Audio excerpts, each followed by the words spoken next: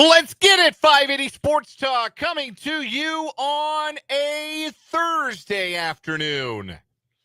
3 hours of sports talk coming your way, which is about 2 hours and 51 minutes more of sports talk than you got yesterday following Royals baseball. And it's coming to you on the Sports Voice of Kansas, 580 WIBW, FM 104.9, online at 580WIBW.com, and via our video stream. We are on YouTube. Our channel is 580 Sports Talk. We are on Facebook. Our page is WIBW News. However you are consuming the show today, however you found us, thanks for being here. Thanks for being a part of 580 Sports Talk. My name is Dan Lucero. I am solo for the time being. Spencer Dupuis is going to join us in a little while. Brendan Dworzinski is off today and tomorrow. He'll be back after the Memorial Day weekend. Excited to be here. Didn't have much of a show yesterday. I want to shout out the folks who jumped on, stayed on after Royals baseball, and joined me for, and we timed it, 9 minutes and 28 seconds of 580 Sports Talk yesterday. That's what we got. We got 9 minutes and 28 seconds of sports talk. That's how long the YouTube stream is. Yes, we streamed it. It's probably the shortest video stream we've ever done on our 580 Sports Talk YouTube channel. But thanks to everybody who hung out after that Royals 8-4 win over the Giants and spent that little bit with me, especially those of you who jumped on the YouTube. That was really cool. We have a much fuller show today.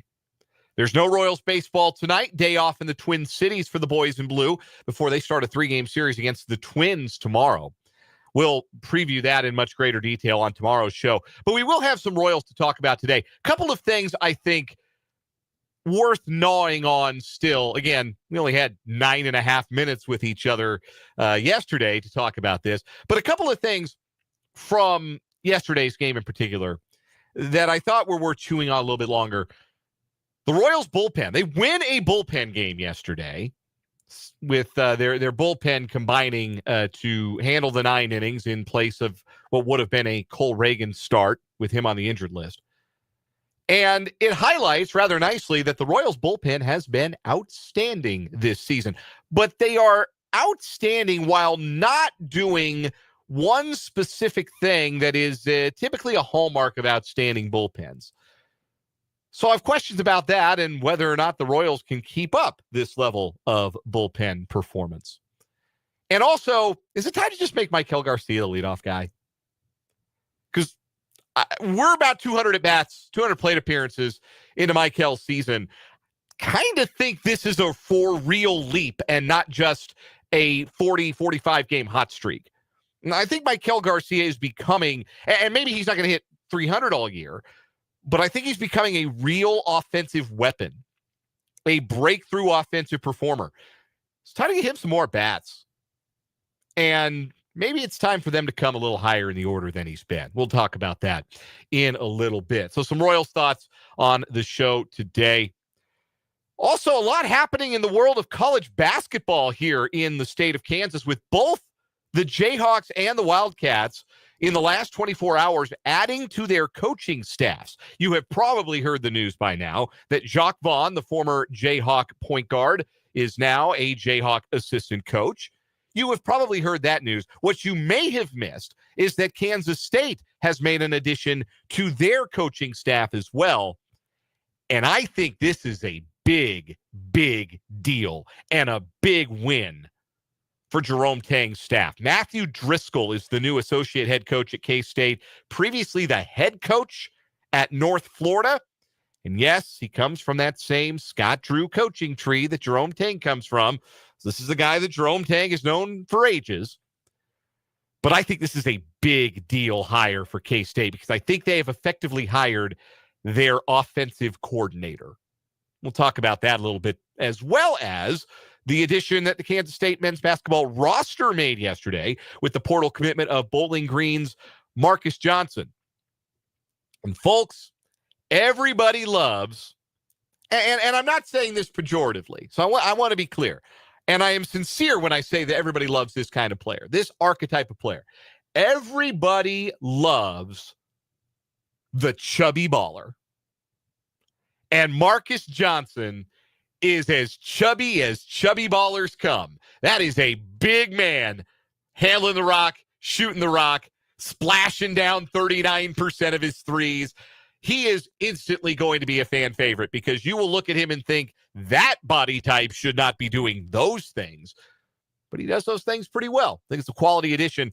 And K-State has a rotation now that I think they could go into a season with.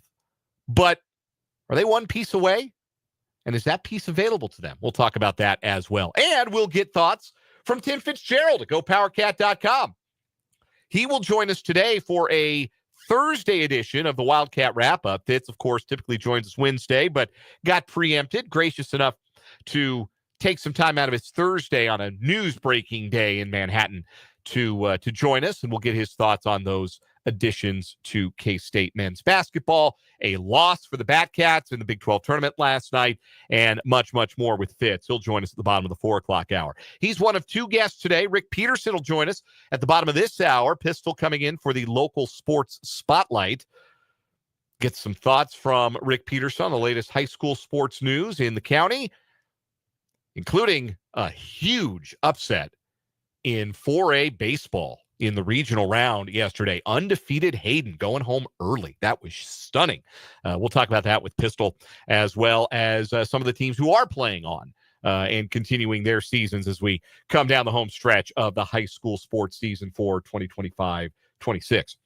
Or, excuse me, 2024-25. I'm getting a year ahead of myself. I'm starting to get schedules in already for 25-26. So my brain is already leapt forward, apparently.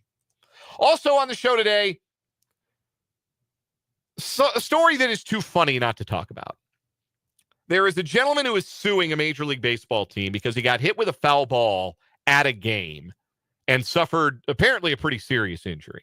And he's blaming the team, but not because, or not just because, of safety measures or inadequate safety measures at the ballpark. No, this gentleman is suing the team in question because they stink at baseball and is blaming that for being the reason he got domed with a foul ball. Which team is it? Well, think of teams that really stink at baseball. And it won't take you long to come up with the answer if you haven't heard the story yet. It's one of those that's too bizarre, too funny not to get into. We're going to get to it in the 5 o'clock hour. Plus all the things you've come to know and love from a Thursday edition of the program. We'll do either or over-under. We got our sports headlines, including a ton of NFL stuff that we missed yesterday that we're going to get into, and a playoff roundup as well. We got another round of What Is Wrong With You, too. That's all coming up on the show. And we want to hear from you as we go along today. The text line is open. 785-272-9429 is the text line number. That is 785-272-9429. You can also hit us up in the comments on our YouTube stream. We are, again, streaming live on our YouTube channel, 580 Sports Talk. And if you are watching live, there is a live chat feature on the web browser or mobile device of YouTube, and you can jump on in if you're logged in, interact with your hosts. It will be plural eventually. Right now, it's just singular, just me, but Spencer Dupuis will be along in a bit. You can interact with us, and you can interact with your fellow listeners. Good afternoon to Christopher, Vance, Mark H. is in. I see John P. in as well. Appreciate you guys being a part, and look forward to more of you jumping into the fray and chatting along as we go along here for the next 3 hours on 580 Sports Talk. All right. Royals win yesterday, 8-4. They win a bullpen game. And winning a bullpen game is fitting in a way because it does draw attention to just how good the Royals bullpen has been this year. Coming into this season, we expected that it would be improved relative to what we saw from the Royals bullpen for really the first 4 months of last season, when it was kind of bite your nails, cross your fingers, and hope you got those final 3 outs one way or another. The Royals were able to remake their bullpen pretty much on the fly. They added Lucas Erceg. They called up Angel Zerpa and Sam Long. They added Hunter Harvey, even though that didn't quite work out. But they had rebuilt their bullpen. Chris Bubich was a midseason addition. Daniel Lynch was effectively a midseason addition to the bullpen in the same kind of way. Or a late season addition, more than a midseason addition. These were tweaks that were really made late July, into August and September. And by the time the Royals' postseason run came along, Kansas City had a pretty reliable bullpen situation. They could go to Lucas Erceg in the ninth to slam the door. They had a couple of reliable left-handed options in Zerpa and Long and Bubic. You felt pretty good about the Royals bullpen by the time October baseball arrived. And with everybody back, I suppose not everybody, Chris Bubic being converted to a starter, you felt like that could continue, that was capable of carrying over into 2025. Well, the thing about bullpens is they're never real predictable as those things go. Sam Long was a great story last year. Sounds like he's on the comeback trail. He's on a rehab assignment, but his first 7 appearances of this season were, well, his 12.6 ERA tells the story better than I could, and probably more politely than I could. Angel Zerpa has been just as ineffective from the left side, coming in with a 5.89 earned run average in his first 19 appearances, though he did throw a scoreless inning yesterday. So the left side of the bullpen hasn't been quite as expected, and we've only seen 6 appearances, 5 1/3 innings from Hunter Harvey this year. But Carlos Estevez has been a fine addition, has solidified the 9th inning, has 14 saves. Lucas Erceg has an ERA in the 1s. So does Daniel Lynch. So does Steven Cruz, kind of out of nowhere, has been a nice addition with 17 appearances and a 1.65 ERA. Taylor Clark doesn't have an ERA yet. It's still sitting at 0s in his 6 appearances since being called up, though those have mostly come in low-leverage situations. The more 0s you put up, the more trust you tend to earn. John Schreiber's got an ERA under 3 in his 22 appearances and continues to be a weapon against right-handed pitching. And what's also important is that this group has not been particularly prone to the long ball. Of the guys who are the most important right now in the Royals bullpen, and Zerpa's kind of slid backwards in his role where he's not one of the front-end guys any longer. But the most important guys in this bullpen, Estevez, Erceg, Schreiber, Lynch, Cruz, and Clark. That's 6 guys. Pretty good that you can reel off 6 guys and feel like, yeah, I think that guy's going to get me 3 outs. I think that guy can do the job for me. Those 6 have combined to allow just 7 home runs in 108 1/3 innings of relief. Keeping the ball in the ballpark, so crucial for the success of a bullpen. Those are the swings that can flip games, that can lose games. And the Royals bullpen has done well to avoid them. It's even more impressive when you consider 4 of those 7 home runs have come against John Schreiber. So, yeah, one guy in particular could use a little work keeping the ball in the yard. And Zerpa's allowed 4 himself. But again, Zerpa right now is your 7th guy in the bullpen. There are 9 active relievers, Jonathan Bolin being probably the extra guy. He has been fine in his 3 appearances, but Evan Sisk right now is a lefty, maybe has a little bit more of a role. Bolin's kind of the 9th guy, the long guy. He's up because they don't have an extra starter because they haven't actually replaced Cole Reagans in the rotation. It might look like this for a little while longer, 9 relievers rather than 5 starters and 8 relievers. But the point remains, they got 6 guys that are ahead of Angel Zerpa in the pecking order. So we'll set Zerpa aside for now. So 6 guys, you feel good about them. You feel like they can go and get a 0. This is the funny thing, though, about this Royals bullpen to this point. And it has, I mean, by any measure that is a traditional measure, ERA, obviously, I just mentioned the home run numbers. For the most part, guys have done well to avoid the free pass. Estevez and Lynch are walking over 4 guys per 9, which you don't love, but nobody else has a real obscene walks per 9. Taylor Clark hasn't walked anybody in 7 1/3 innings. Steven Cruz has the next highest, but even he's at 3.3 walks per 9, which is totally livable for a reliever. So you have some good walk numbers. You have some good home run numbers. You have some good ERAs as a result. But what you don't have, and this is so interesting to me, I'm big strikeout numbers. I harp on this a lot. And I'm not, let me put it this way. I believe you can be successful without striking guys out. I've never believed that, this reliever doesn't strike out 11 guys per 9. this reliever isn't prime 2015 Wade Davis. Bum. Get him out of here. Get him out of my face. There's more than one way to skin a cat. There's more than one way to get a big league hitter out. But the reliable way to get hitters out, particularly when you have a job that sometimes require you enter a one-run game or a game with a bunch of runners on base, you got to be able to make somebody swing and miss. To be really, really great out of the bullpen, you got to make people swing and miss. And to be a really, really great bullpen, you got to collectively make guys swing and miss.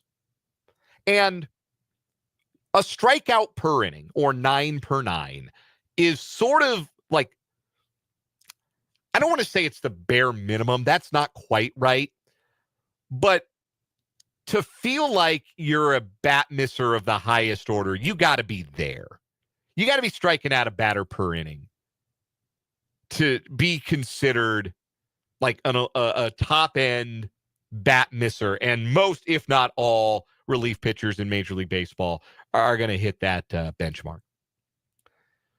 The Royals right now have one relief pitcher who has pitched more than 5 1/3 innings with a strikeout per 9 above 9. That strikeout per inning. Only one Royals reliever meets that criteria right now, and it's John Schreiber. And again, Schreiber's been solid other than the home runs. 20 strikeouts and 18 2/3 innings. Everybody else falls behind that benchmark. Do you know who has the second best strikeouts per 9 among Royals relievers with more than 5 1/3 innings pitched this season? You will never guess, because he's not on the team anymore. It's Chris Stratton. Chris Stratton had 16 strikeouts in 17 innings, 8.5 per 9, which goes to show this stat isn't everything, right? It's not the end-all, be-all. Chris Stratton has second best strikeout rate in the Royals bullpen, and that didn't keep him employed. But after that, it's not just that guys are not striking out a batter per inning. It's that guys aren't close. Carlos Estevez, 7.9 strikeouts per 9 for Carlos Estevez. Under 8 strikeouts per 9.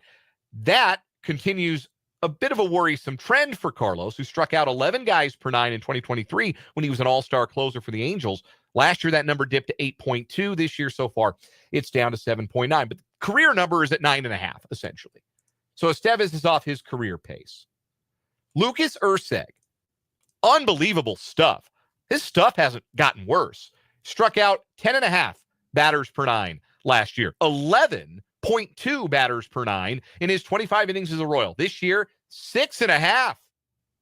Only 16 strikeouts in 21 2/3 innings. And yesterday gave up his first home run as a Royal.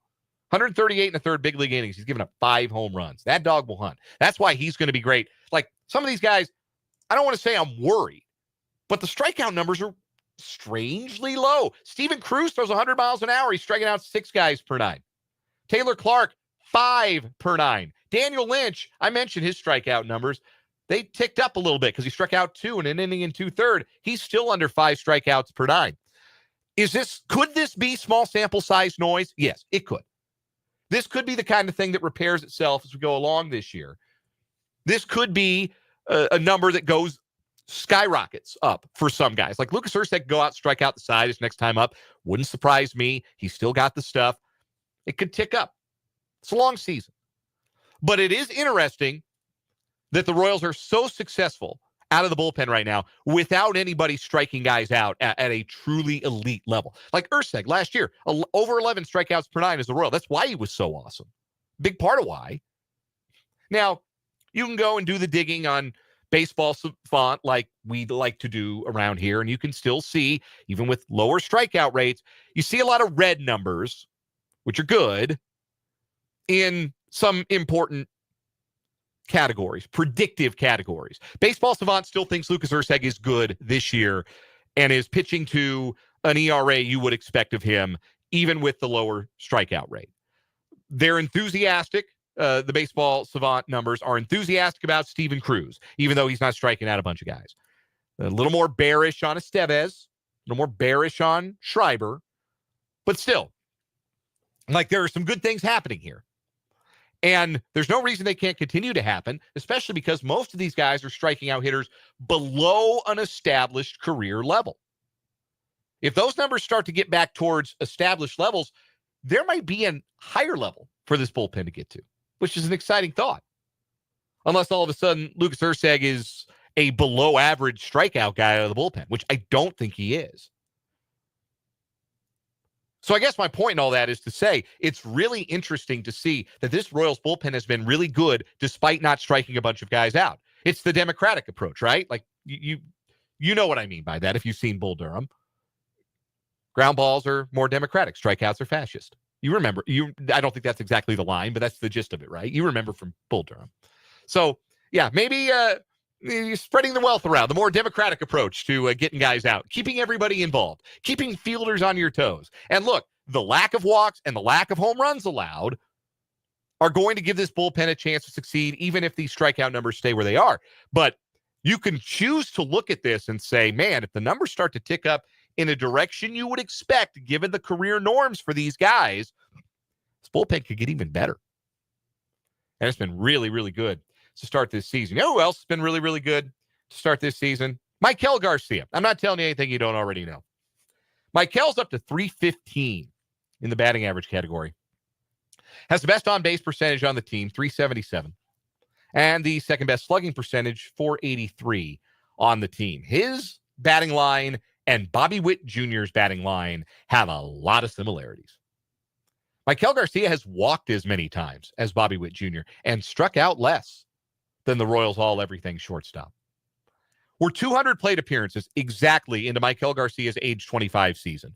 I think this is a leap. I do not know that he is going to hit 315 or OPS 860 all season, but I think we are seeing a leap forward by a young player who has incorporated some new things mechanically. There's a good piece about this. I think it's at Royals.com. If you subscribe to Ann Rodgers' Royals newsletter, and if you're a Royals fan, you really ought to. You get it delivered to your email a couple times a week. There's a piece in there about exactly the mechanical changes that Garcia made to his swing in the offseason. But combining that with the tool set he always had, which we've talked about this, Maikel Garcia hits the ball freaking hard. That's a great place to start being a good hitter. Hit the ball hard when you make contact. And Maikel hits the ball hard. And so now he's hitting it hard more consistently, and he's reaping the benefits. Garcia now has batted leadoff 6 times this season, including in yesterday's game. And he's 11 for 23 as the Royals leadoff hitter. Again, we're doing small sample size theater here. I understand this, but it is past time to get this guy some more at-bats. And I kind of like the idea of having him lead off moving forward. Now, it's not a cure-all. It won't fix everything with the offense. In the 6 games that Garcia has started and led off, the Royals scored 8 runs yesterday. In the previous games, the Royals scored 2 runs, 7 runs, but this is against the Rockies, doesn't count. 2 runs and 4 runs. So it's not as though, Garcia batting leadoff is the deus ex machina for this Royals offense. But I do think that sliding Garcia the leadoff spot and maybe putting India in the 2-hole will give Bobby Witt Jr. some more RBI opportunities, maybe some more fastballs if he's batting with a capable base runner like Garcia on base, because Jonathan India is an on-base guy, but he's not a base stealer. I wonder if having Garcia on in front of Bobby Witt gets him more pitches to hit. Maybe gets Vinny Pasquantino, Salvador Perez more pitches to hit. Maybe sliding everybody down a peg in the lineup lengthens the lineup in a positive way. They could also just back Garcia in the 2-hole. I think that could be interesting as well, because Garcia runs better than Jonathan India, less of a chance that you have some double plays, a little bit more speed there, so you keep the benefit of having a decent on-base percentage guy with India at the top of the order, and then you put Garcia in there at the 2-hole, may help you stay out of some more double plays. But it's past time to give Garcia more at-bats. The only times he has let off this year are games where India didn't play. We have not seen a lineup this year where India played and did not lead off. I think it's time. I think it's time to consider pushing that button if you're Matt Quatrero. Want to know what you think? Text the show, 785-272-9429. Hit up the live chat on YouTube. 580 Sports Talk is the name of the channel. If you are in on the live chat, we appreciate you. We'll take a quick break, come back. We got Rick Peterson coming up in just a little bit. Before we do that, though, our buddy Trenton Kraxner has a piece for Royals Review arguing for some roster changes. We'll talk about those next. We're just getting started on this Thursday on 580 Sports Talk.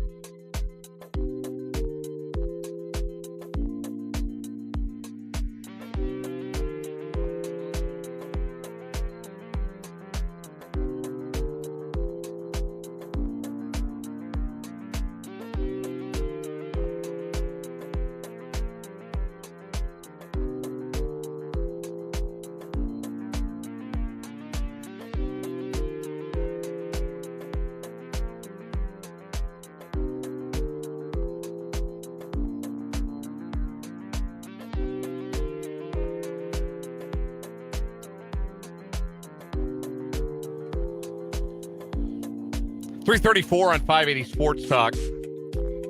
Friend of the show, former intern on the show, Trenton Kraxner, has a piece published on Royals Review today, agitating for some changes to the Royals' 26-man roster.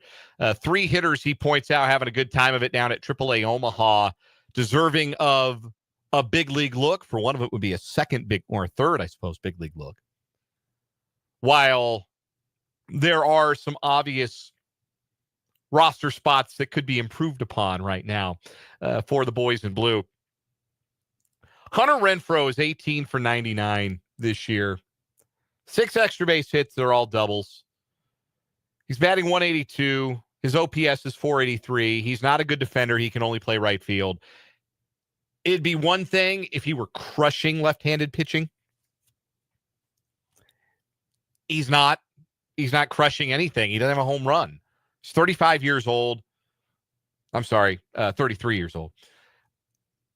There's no reason he should be on this roster any longer. And if the Royals already proved they were willing to eat the cost on Chris Stratton, they got to eat the cost on Hunter Renfroe. That's got to happen sooner rather than later. No reason he should be on the roster. I argued that Kevin Biggio should have been on the opening day roster, thought he was going to make it, thought he had a batting eye that was unique to this Royals team. He has drawn 18 walks or 11 walks in 78 plate appearances, making his on-base percentage a crisp .303. While that is still better than the likes of Salvador Perez and Vinny Pasquantino and Michael Massey and Freddie Fermin. He's better than a lot of guys on the Royals. Again, we're not talking about a guy doing a lot of damage. He's got 2 extra base hits, a .234 slugging percentage. It's not good enough offensively. I know he can play a bunch of different positions, but you're not starting him often enough. John Rave and Nick Lofton don't have anything more to prove at AAA. And I do agree with those 2 players in particular. Time to give them some run in the major leagues. I get it. Hunter Renfroe's been playing against left-handed pitching. Well, he's not doing anything against left-handed pitching. He got to do a little damage. He's not doing any damage. Doing damage to the Royals by being in the lineup, being on the roster. It's time to move on. Nick Lofton, again, if the whole thing behind Biggio was, well, he can get on base, Nick Lofton's carrying an on-base percentage look like Barry Bonds in 02. It's ridiculous how often he's getting on base. Maybe not Bonds in 02. Barry Bonds broke baseball in the early 2000s. But, like, it's a prime Bonds on-base percentage that Nick Lofton's carrying at AAA. Like, it's time. It's time to give him a real look. And John Rave, on the older side, doesn't have anything left to prove in the minor leagues. Let's see it. Let's see if he can't be an option in the corners and move Jonathan India to second base. Because Michael Massey's OPS is 500. He had 3 hits yesterday, which was nice, but his OPS is 500. That's not somebody you make room for in the lineup every day. Memorial Day, very often, Memorial Day weekend is a time when teams start to make changes like this. I would not be real surprised if there are some changes on the horizon like that. Shout out to Trent for the article. Go read it, RoyalsReview.com. Rick Peterson joins us next for the local sports spotlight.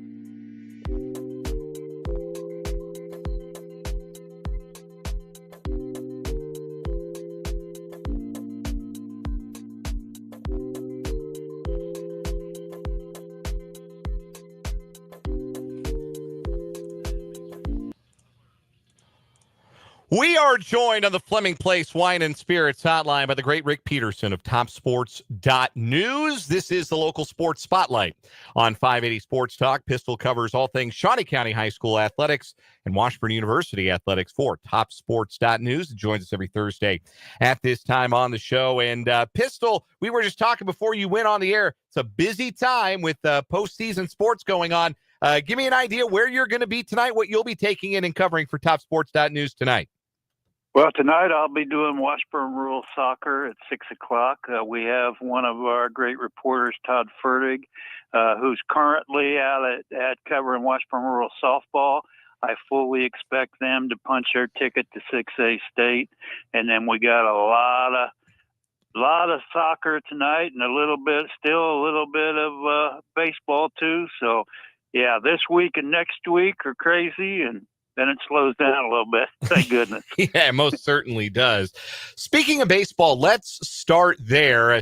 Pistol, you've been doing this a while, and you've certainly seen your share of upsets in all kinds of sports over the years. But I got to imagine the one that registers pretty high on the list, undefeated Hayden falling to Tonganoxie in the 4A regional final yesterday. Kyle Manthe for TopSports.news, former intern here at 580 Sports Talk, was on the scene, wrote that up for TopSports.news. Baseball is a cruel game, especially when you get to the postseason in a state like Kansas, where it's a single elimination and one bad day can bump you off course. And unfortunately, that's what happened to Bill Arnold's Wildcats. Yeah, that's exactly what happened. And, I mean, it's a big-time cliche, but it's also true. That's why they play the games. I mean, we see upsets all the time, and there was a bunch yesterday in both baseball and softball. And you got a 11 seed that ended up playing a 14 seed in the Seaman tournament, and then of course Hayden, like you said, getting knocked off by a fairly low seed Tonganoxie. So it happens, and as much coaches try to guard against it, it's always going to happen. It's how baseball goes. Trust me, I was in those shoes. I think my senior year, and this is Colorado, obviously. My senior year, we were the 3 seed, and we got knocked out in districts, they call it. We did not make it we were the highest seed not to make it to state in my class. Yeah. Though the guy who beat us in the district final was a freshman All-American at Wichita State 2 years later. So it wasn't like we didn't get run out of there by some bums, at least. So at least we can hold our heads high on that. Anyhow, teams that have advanced on the Diamond, Silver Lake's going back to state in 3A, and Shawnee Heights in Class 5A going back to state. That's been a terrific program for years, obviously, and another terrific year for them. They have kept right moving on and not missing a beat at Shawnee Heights. Yeah, that's true, and also Rossville in 2A, 1A. So, yeah, we're still going to have a good representation. And, I think it's Washburn Rural is playing today. Topeka High's playing today. So, we still could add to that. But, yeah, we'll be well represented. And in Shawnee Heights, Deacon Pomeroy, the Oklahoma State recruit, has had another great year. And he kind of carried that team, or at least pushed them that way to state. And then Silver Lake's got a proud tradition, and they get a 3-0 shutout in the final. So those two weren't big surprises. Rick Peterson of TopSports.news is our guest, the local sports spotlight here on 580 Sports Talk. We do it every Thursday here at this time on the program. You mentioned softball, Washburn Rural in action. You expect them to advance in Class 6A. It's been a good year, as it typically is for softball in the area. Washburn Rural is interesting. I think we've talked about this earlier in the season, Pistol. That's a team that's kind of had big names the last handful of years. Casey Hamilton, Olivia Bruno, Emerson Cope. They've had that big name player. They maybe haven't had that kind of player emerge this year, but they've been every bit as solid, bit more of a team effort this year for Rural Lady Blue softball. Yeah, they had a run of pitchers that went on to play at the Division I level, and you mentioned a lot of them right there. But they're hitting the ball really well, And if you're giving up maybe a couple more runs than you're used to, you got to hit the ball, and they've been tagging it. So I think their offense gives them a chance to continue to be good and continue to be good at state. Pivoting from the Diamonds to the Lynx, State boys golf is all set after somehow Mother Nature did allow for regional golf to get played over the last couple of days. What does the city contingent or the county contingent for state golf look like, Pistol?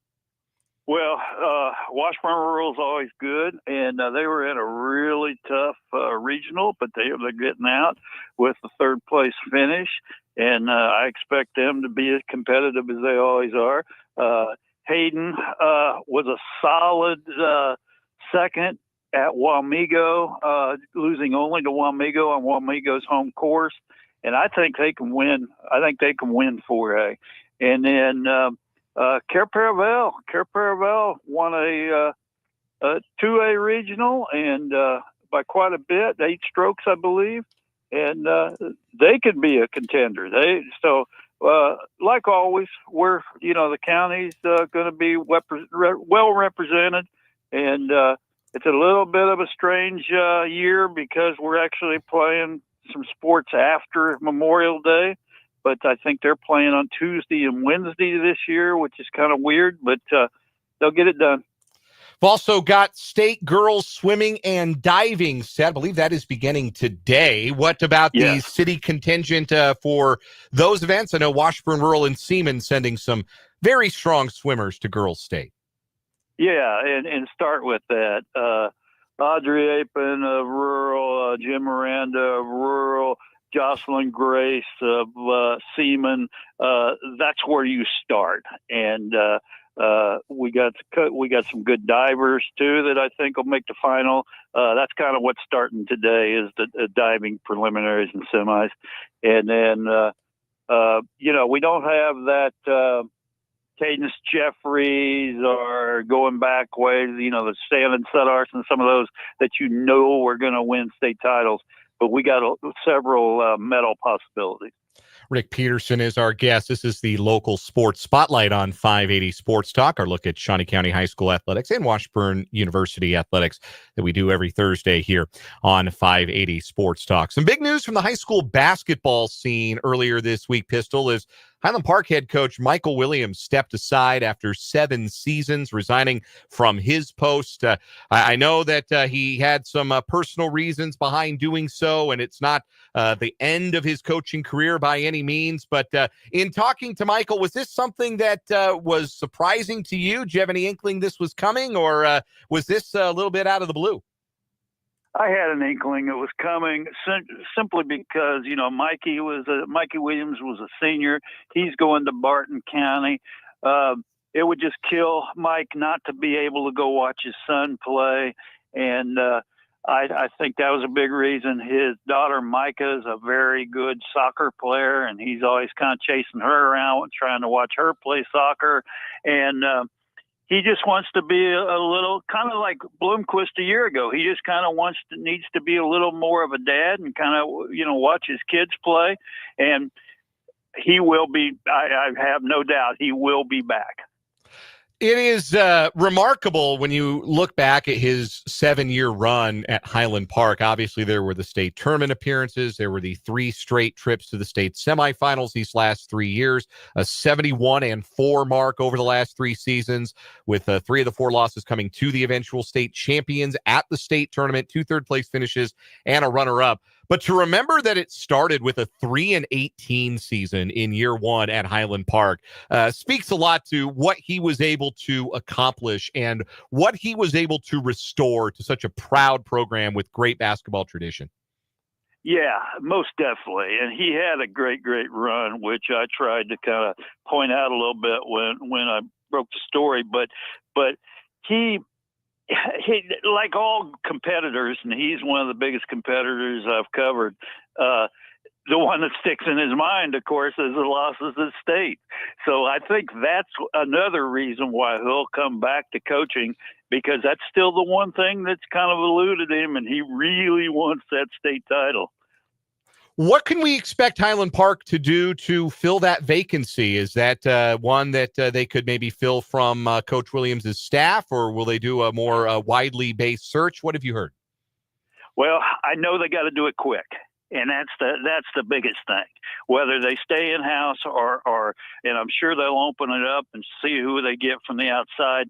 They got to do it quick because we're already starting next week with the coaches can work with their kids in the summertime. So they really want to get somebody on board as soon as possible, so they can get whoever the new coach is can get with his players, and because summer, as you know, Dan, are so important now, and so they got to get that done as quickly as possible. I'd say within a couple weeks. One last thing for Rick Peterson of TopSports.news. Pistol, Washburn men's tennis is in the national semifinals for the first time in program history. They beat the number 3 team in the country yesterday. They are taking on the number 7 ranked team in the country, UT Tyler, tomorrow morning. Remarkable year for the Ichabods on the hard court, and the 9th ranked Ichabods have a real look at a national championship, it seems. I think they do, because I think that team they beat in the quarters was a team that they really, really thought they had to get past to have a chance, and they got past them. 4-3, I think. Yes. And so now they go, now they go continue on Friday with a bunch of confidence. So I really think they got a good senior leadership, and Tim Hamas leads the way, and I think they got a chance. Rick Peterson covers it all. Washburn Athletics, Shawnee County High School sports at TopSports.news. This is a busy time of the year. There's a lot going on, and you want to go to TopSports.news to stay in the know and keep track of all of the excitement as the academic and athletic years come to a close. Pistol, always a pleasure. We'll do it again next week. Look forward to it. That is Rick Peterson. We will step aside for one final timeout this hour and wrap up the 3 o'clock hour. 580 Sports Talk next.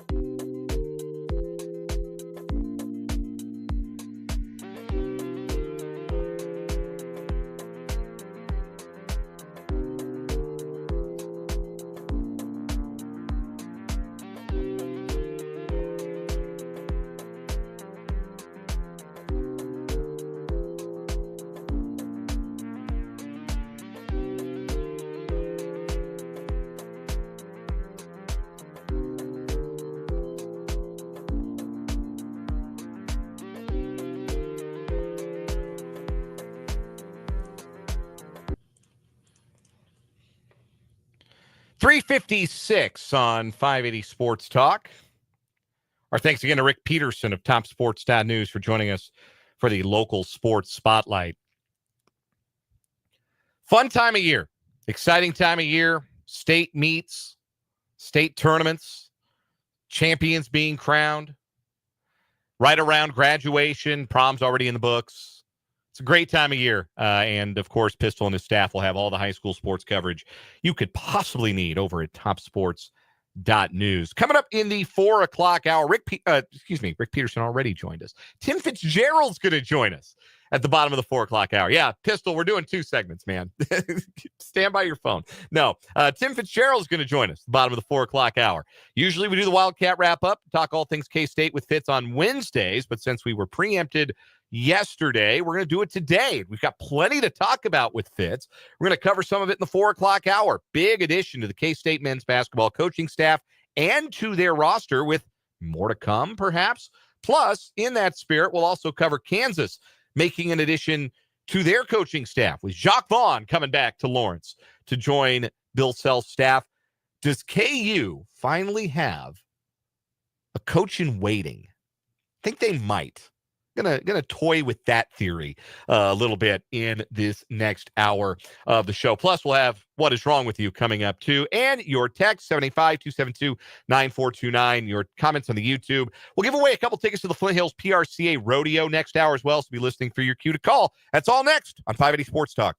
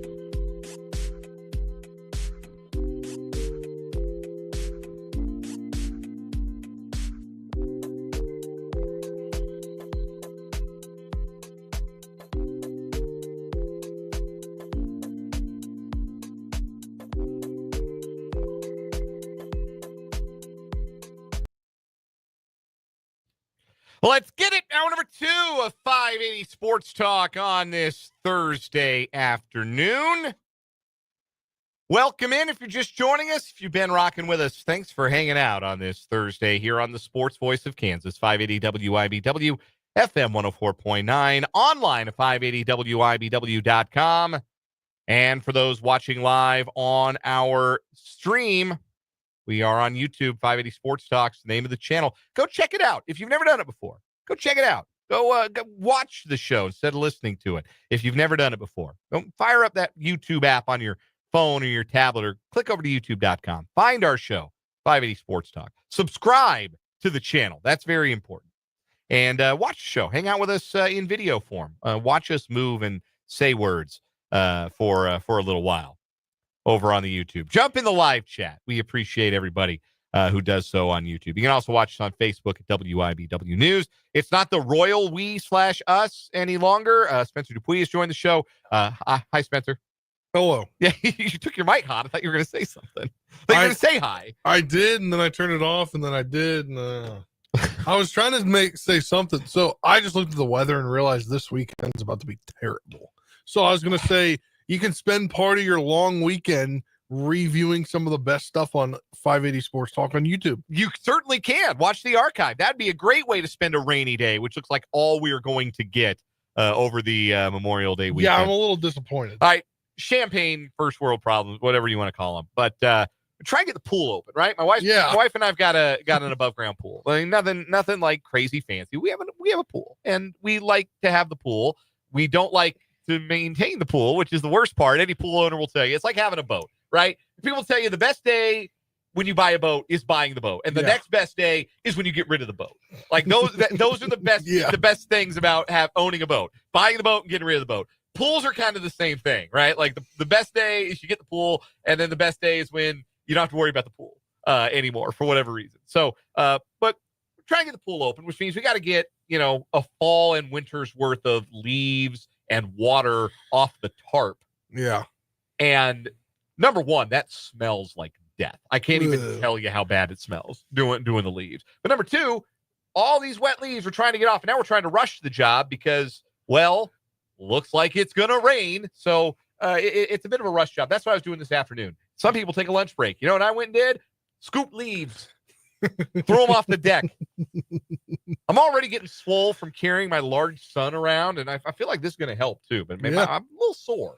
I could use might ask my wife to get the massage gun out, go to town on my neck and shoulders tonight. Anyway, that is Spencer. I'm Dan Lucero, and we are with you until 6 o'clock tonight here on 580 Sports Talk.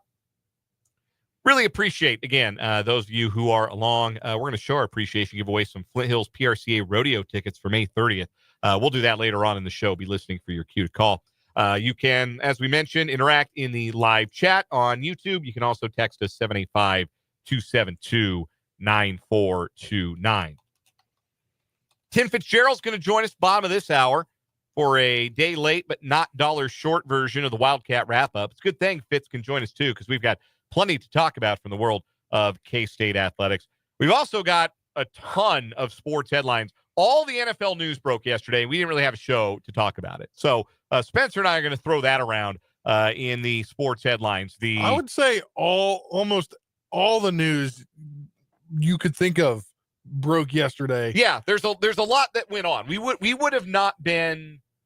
would not have had difficulty putting together 3 hours of sports talk yesterday. Yeah. We'd have found a way. We would have been able to do it no problem. So instead we'll cram it into headlines later on. We got What Is Wrong With You coming up this hour as well. And again, your interaction with the show throughout. But a couple of news items from college basketball for both KU and K-State, where both programs make additions to their coaching staffs. We're going to get into K-State bringing in a standing Division I head coach as an assistant coach. We're going to get to that in a little bit, and we'll explore it in even greater detail when Tim Fitzgerald joins the show. I did want to start, though, with yesterday's news. I know that's always a great thing to talk about, yesterday's news. But I did want to start with Kansas making the Jacque Vaughn hiring official, because I have two thoughts on this. One of them, Bill Self, once again, You know how some people say the loud part quiet or the quiet part loud? There's no loud or quiet parts with Bill Self. He'll tell you what you need to know. He'll say exactly what is going on. He's not going to obfuscate. And we talked earlier in the week about the article in The Athletic in which our friend CJ Moore quoted Bill Self at length about what's going to be different about this year's Kansas team and his excitement about Darren Peterson and all that good stuff.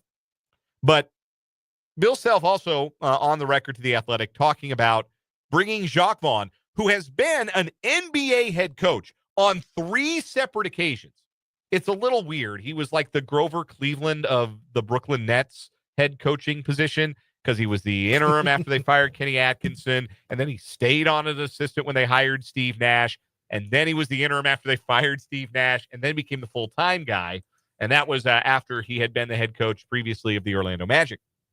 So he's been an NBA head coach on 3 separate occasions, and now he joins the coaching staff at his alma mater, the University of Kansas. And this is what Bill Self told The Athletic, quote, "We wanted somebody that was different than what we are when Norm left," as in Norm Roberts, the recently retired assistant coach.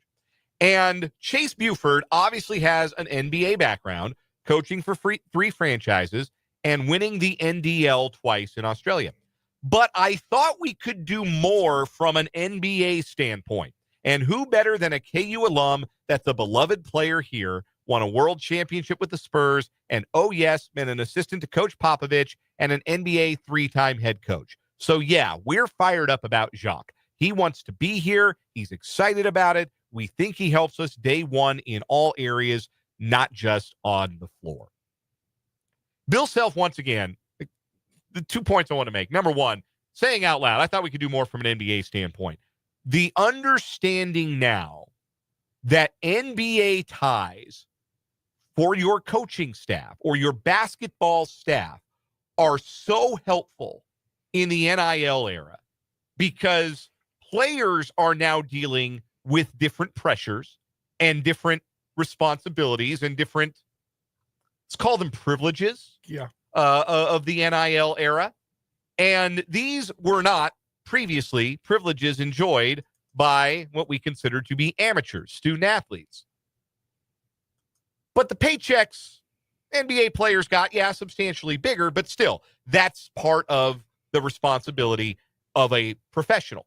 And even for a long-time college coach, even for one that is, coached, been an assistant for Team USA and has done some things with, worked with professionals, coached lots of players who went on to be professionals, there's a benefit to having somebody on the staff who has that NBA experience. And it's not just Kansas is doing this. You're seeing this all across college basketball. But the bigger thing at play here that is really interesting to me, the Bill Self coaching tree has not borne the kind of fruit that we have seen other coaching trees bear.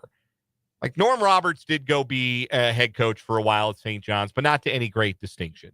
And not many of Bill Self's other assistants have gone on to distinguished head coaching careers. There's not a Bill Guthridge on his staff. That's who replaced Dean Smith in North Carolina. There's not a Kyle Neptune, a trusted deputy that took over for Jay Wright at Villanova. Speaking of coaches who did not perform to distinction and as such are no longer head coaches. But there's never been that guy on the Kansas staff, at least not for a while, where you look down the bench and you thought that's going to be the guy who does this when Bill Self isn't doing this anymore. And I do think, and this is pure speculation on my part, and I'm not going to put a year on it or a date on it or anything like that, but I do not think it is outlandish to say that we are nearing the end for Bill Self as a head coach. Like, he's not going to do this for another decade. No I way. would be surprised if he's doing it for another half decade, to be honest with you. I think that within the next 5 years, Kansas is going to have a new men's basketball coach. I think that's where we're at. And not because, again, this is pure speculation on my part, but it's a lot of reading of tea leaves, and it's a lot of, I'm not saying this is based on anything anybody's told me directly about. I'm not keeping anything from you. This is speculation on my part. Like to think it's informed speculation, but I'm not like a source has told me XYZ. I'm not giving you anything there. But I do think that we can see the end from here. It's on the horizon. Bill Self not being the head coach of Kansas. Yeah, I mean, I think you look over, to other things happening across college basketball, other coaches leaving, retiring, like Tony Bennett, and the NIL era have an effect on that. And I think that's just what college basketball is now. It's like maybe coaching needs to evolve as college sports in general are evolving. And Self has never been like, he's made some of the same complaints that other coaches have made about NIL and this era of college basketball, but he has never struck me as somebody who is going to be driven from the sport because of that necessarily.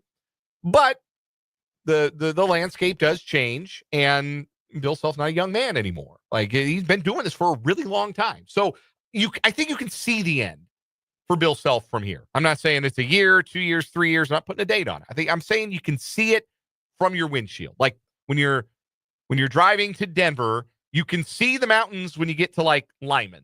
That doesn't mean you're in the mountains. You're a ways from the mountains, but you can see them. I think that's what we're dealing with here.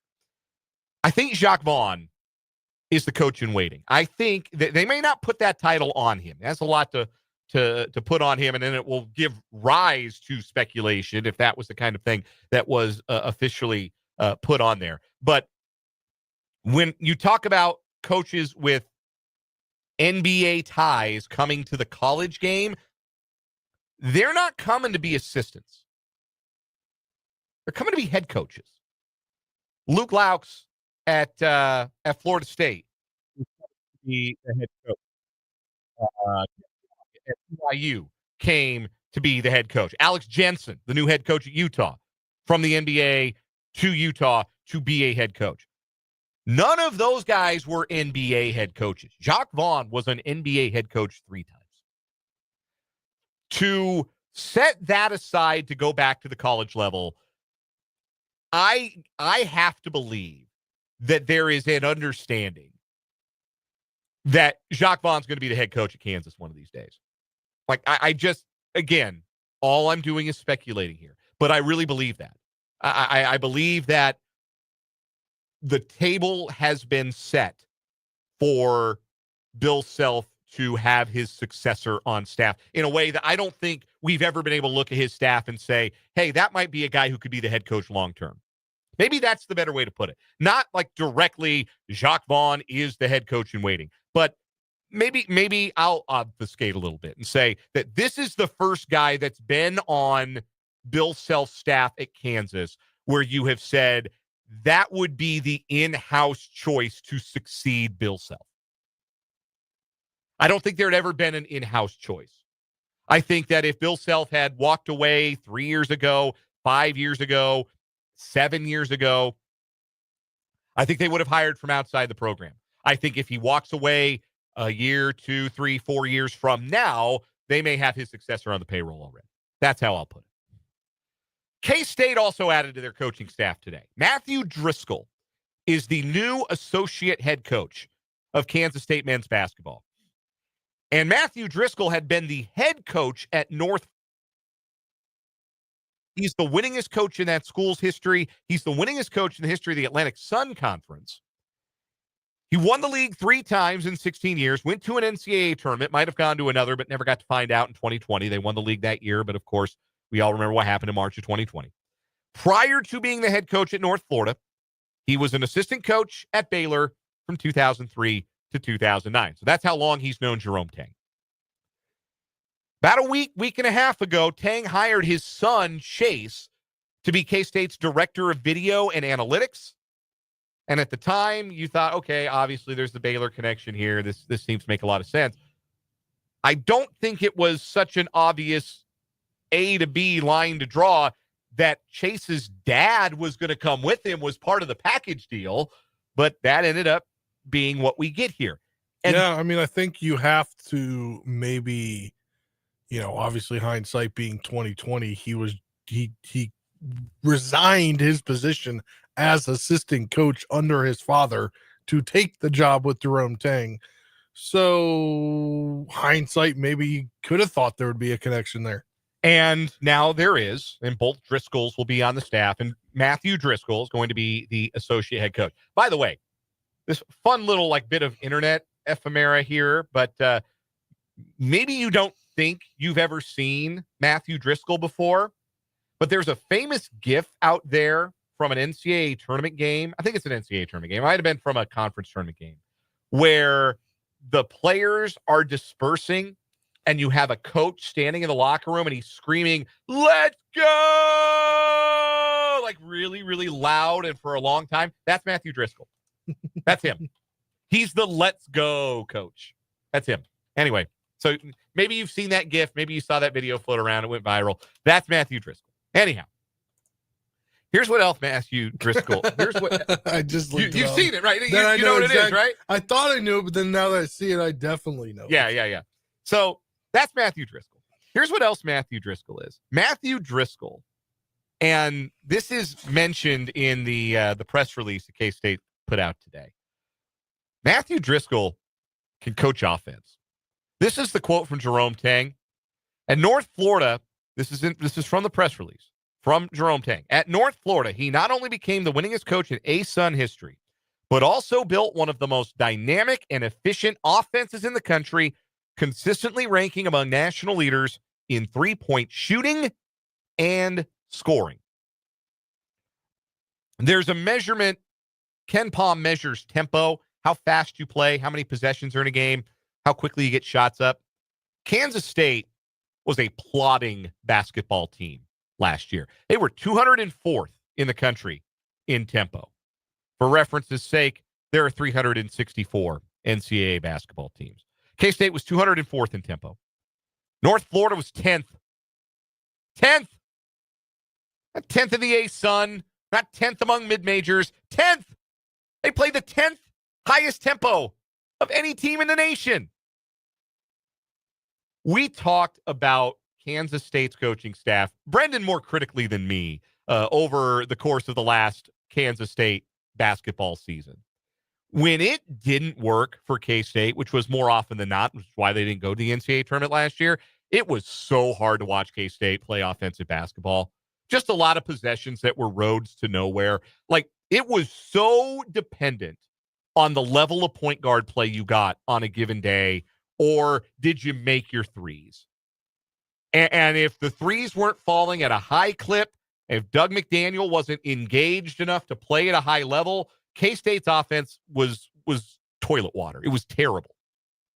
And the season followed accordingly. With Matthew Driscoll's chops as an offensive coach, as a coach of teams who play up-tempo, who shoot a bunch of threes, this feels like an offensive coordinator hire for Jerome Tang and for the Wildcats. This feels like Jerome Tang bringing in somebody he's known forever and trusts, and we'll see how much leeway Driscoll has on this staff.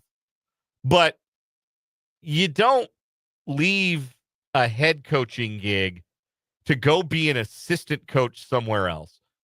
Two things have to be true if you're doing this. Number one, you're going to have a little bit of stroke. You're going to have a lot of say on how the team operates. And number two,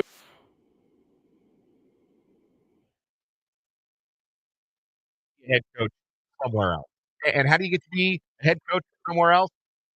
Implement a system that turns around a program, that makes a team more watchable. Now, K-State roster-wise, they've got a long way to go yet. They did add Marcus Johnson. Man, y'all are going to love Marcus Johnson. Bowling Green transfer, listed at 6'7" and 285 pounds. I wonder what he'd be listed at if he put his other foot on the scale. This dude is an absolute unit. But you know what else he is? A baller. He averaged 16 a game last year. High-volume three-point shooter, shot 39%, and he was a 90% free-point shooter. So he's a chubby baller with a feathery touch. Everybody loves that guy. Don't you love a chubby baller, Spencer? Yeah. Who's your favorite chubby baller? Khalid El-Amin? I don't. That's a little before your time. I just like the idea of it. Charles Barkley's a classic chubby baller. Yeah. Everybody loves the chubby baller. Marcus Johnson is the chubby baller. He's not going to be people saw his height and weight and they said, oh, he'd be like a Thomas Gibson. Nope. He's not a back to the basket player like Thomas Gibson. He wants to shake you and bake you from the perimeter and hit some threes. So he's a fascinating player. I don't buy the message board line of thinking that he's not going to be in appropriate shape to play in the Big 12. He averaged 31 minutes a game last year. I think he can play some minutes. He's going to have to play some for K-State, but it's going to be, ironically, given his build, a stretch for K-State. And now all of a sudden, the Wildcats have the 8. You need 8, right? You need 8 to play. You need an 8-man rotation if you're going to be, keep fresh legs and be able to be an effective team. You can see what the 8-man rotation is going to be for Kansas State. The 4 guards that are going to play are David Castillo, Nate Johnson, the MAC Player of the Year, Andre Kostic, the Croatian or Serbian. He's Serbian, and Abdi Bashir, the transfer from Monmouth. Those are your guards. Your forwards are going to be Marcus Johnson, Kamari McGriff, the transfer from UNC Wilmington, Tyreek Smith, who came in from Memphis, and probably Moby Ikegaruke is going to be your 4th forward. There's your 8 guys. You have an 8-man rotation. You have veterans. You have guys who played well at the mid-major level. You have in Castillo, somebody with tremendous pedigree as a prospect who could make a leap as a sophomore. And in Kostic, you have a guy with tremendous international pedigree who, you could tell me any outcome for Kostic's season at K-State, and I would believe it. You could tell me he couldn't get off, he couldn't stay on the floor, couldn't guard, not physical enough, and I would believe it. You could tell me he's first team All Big 12. I would believe that outcome too. Honest to goodness. Big range of outcomes for Kostic.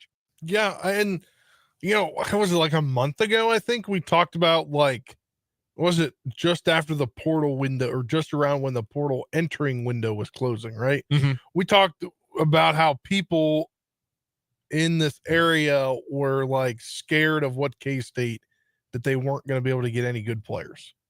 Yeah, and look, I think they've added some fine players. I think it is fair to say that maybe they don't have the dudes, if I can use. But I think it takes just because the entering the portal window closed doesn't mean you're not going to get anybody. Right. It took Marcus Johnson 3-4 weeks at least to commit, because we've been talking about his name for about 3-4 weeks. And there's some reported interest from K-State in Memphis transfer PJ Haggerty that's out there. Haggerty would be a dude. According to some places, K-State has the momentum over NC State. Yeah, that's a phrase that's been out there. He had 21 a game last year for a Memphis team that made the NCAA tournament, was a 5 seed, lost in the first round. Not a true point guard, like a combo guard, you would call him, somebody who with the ball in his hand is going to look to score first. But the K-State doesn't have score first players on their roster. They don't have a bucket getter at a high level like Haggerty could be.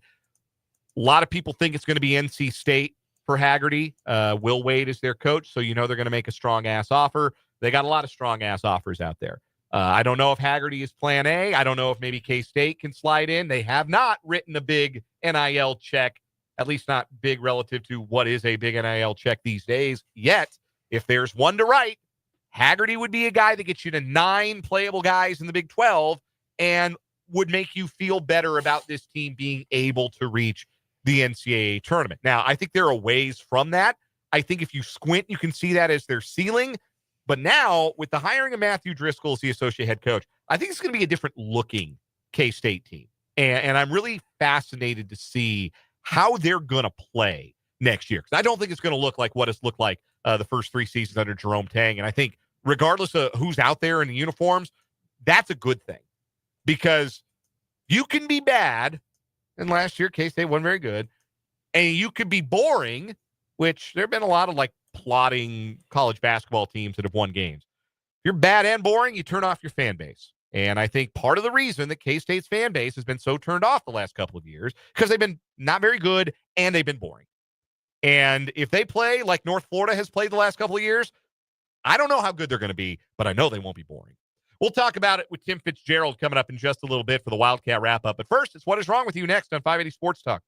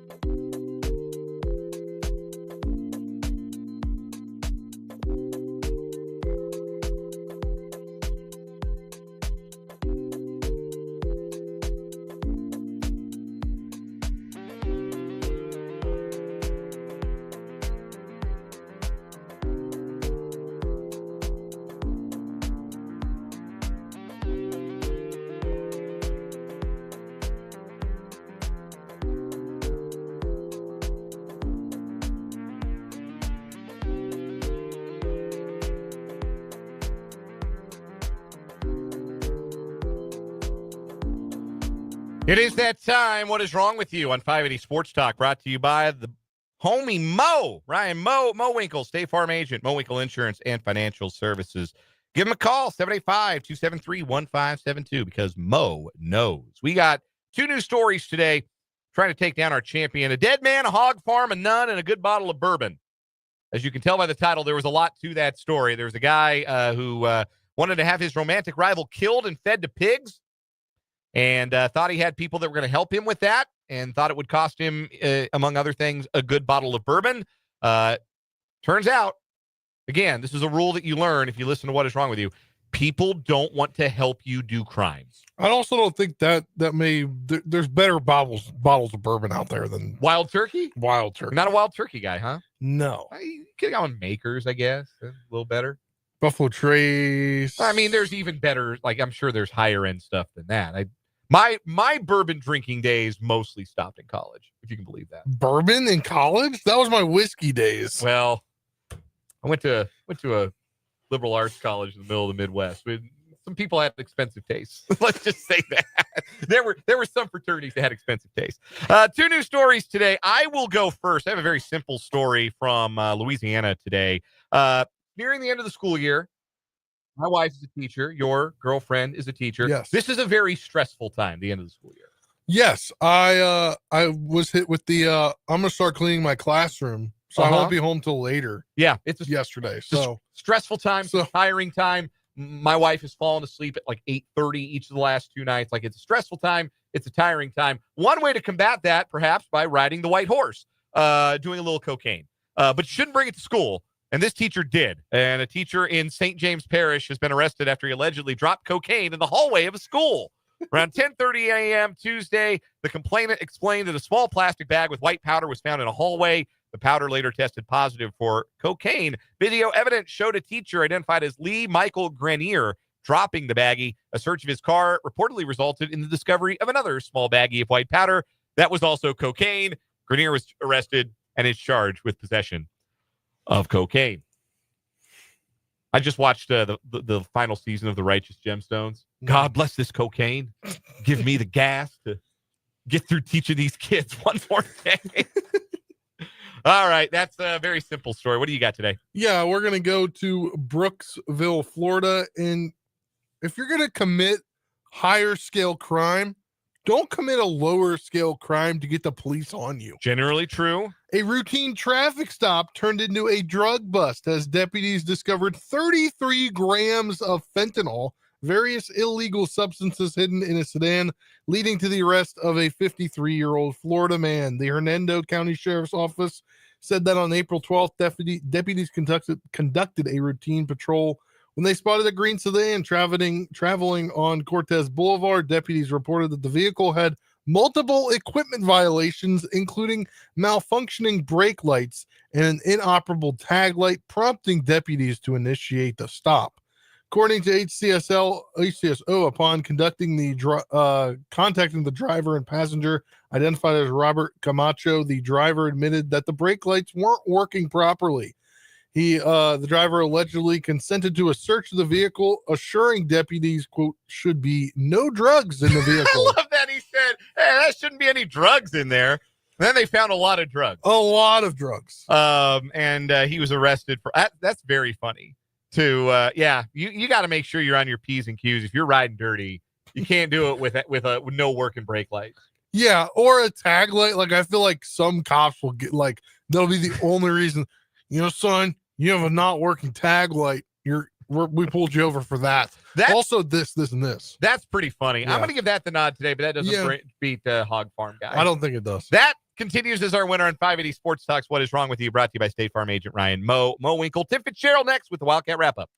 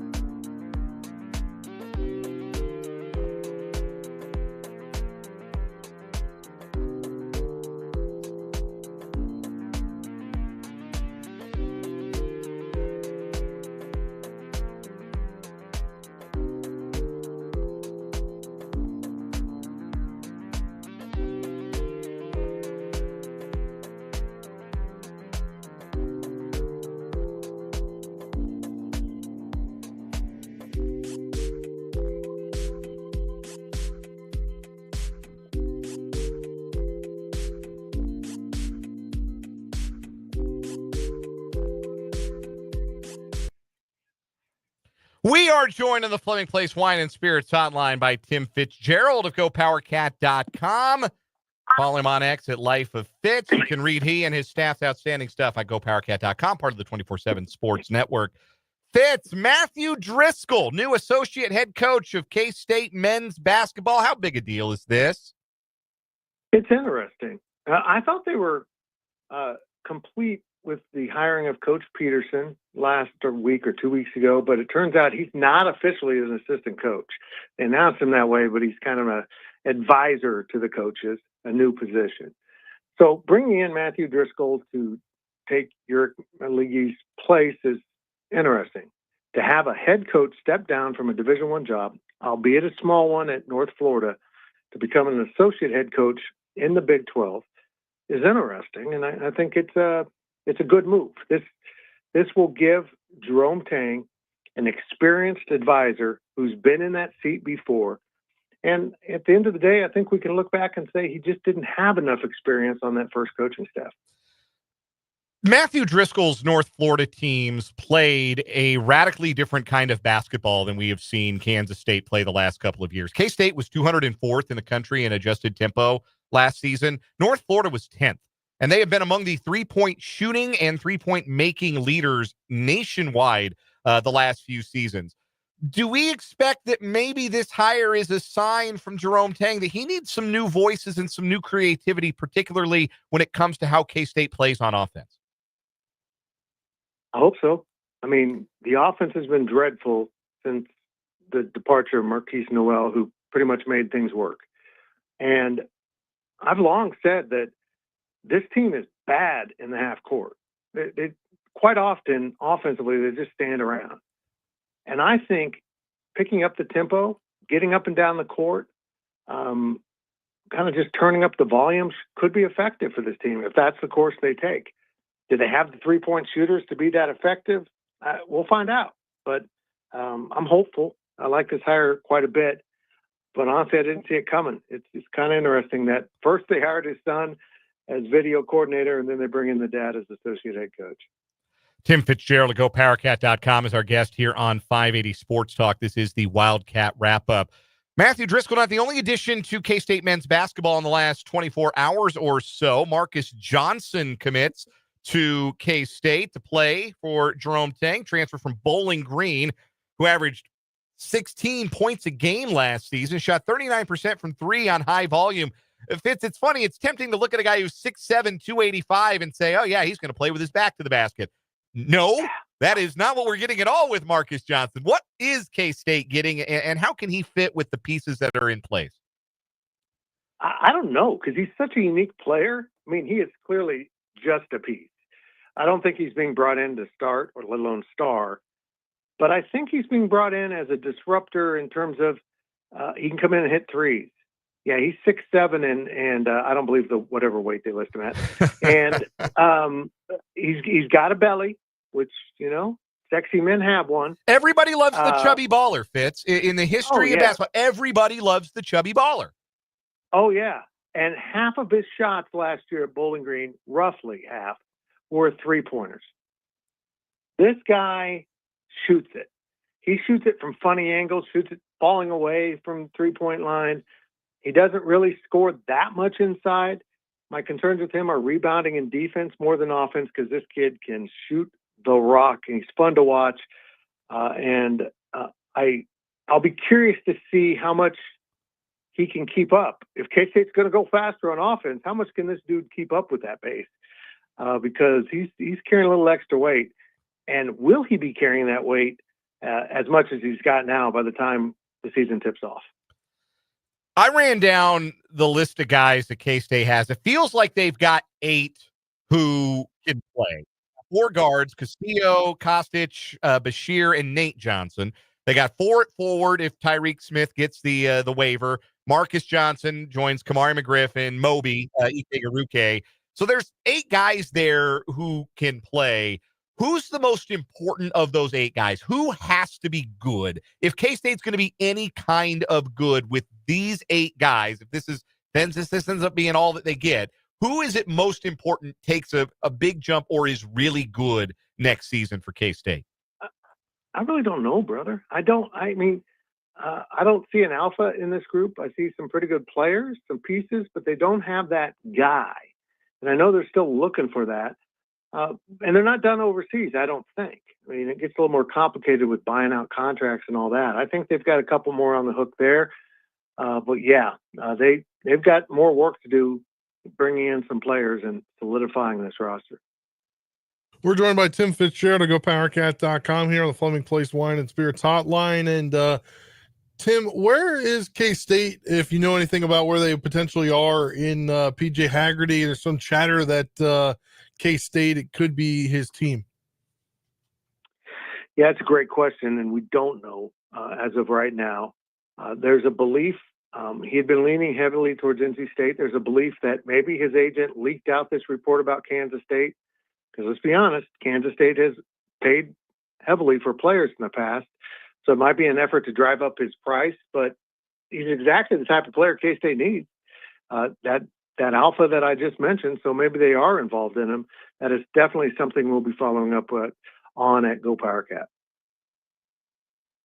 More with Tim Fitzgerald of GoPowerCat.com joining us here on the Fleming Place Wine and Spirits Hotline.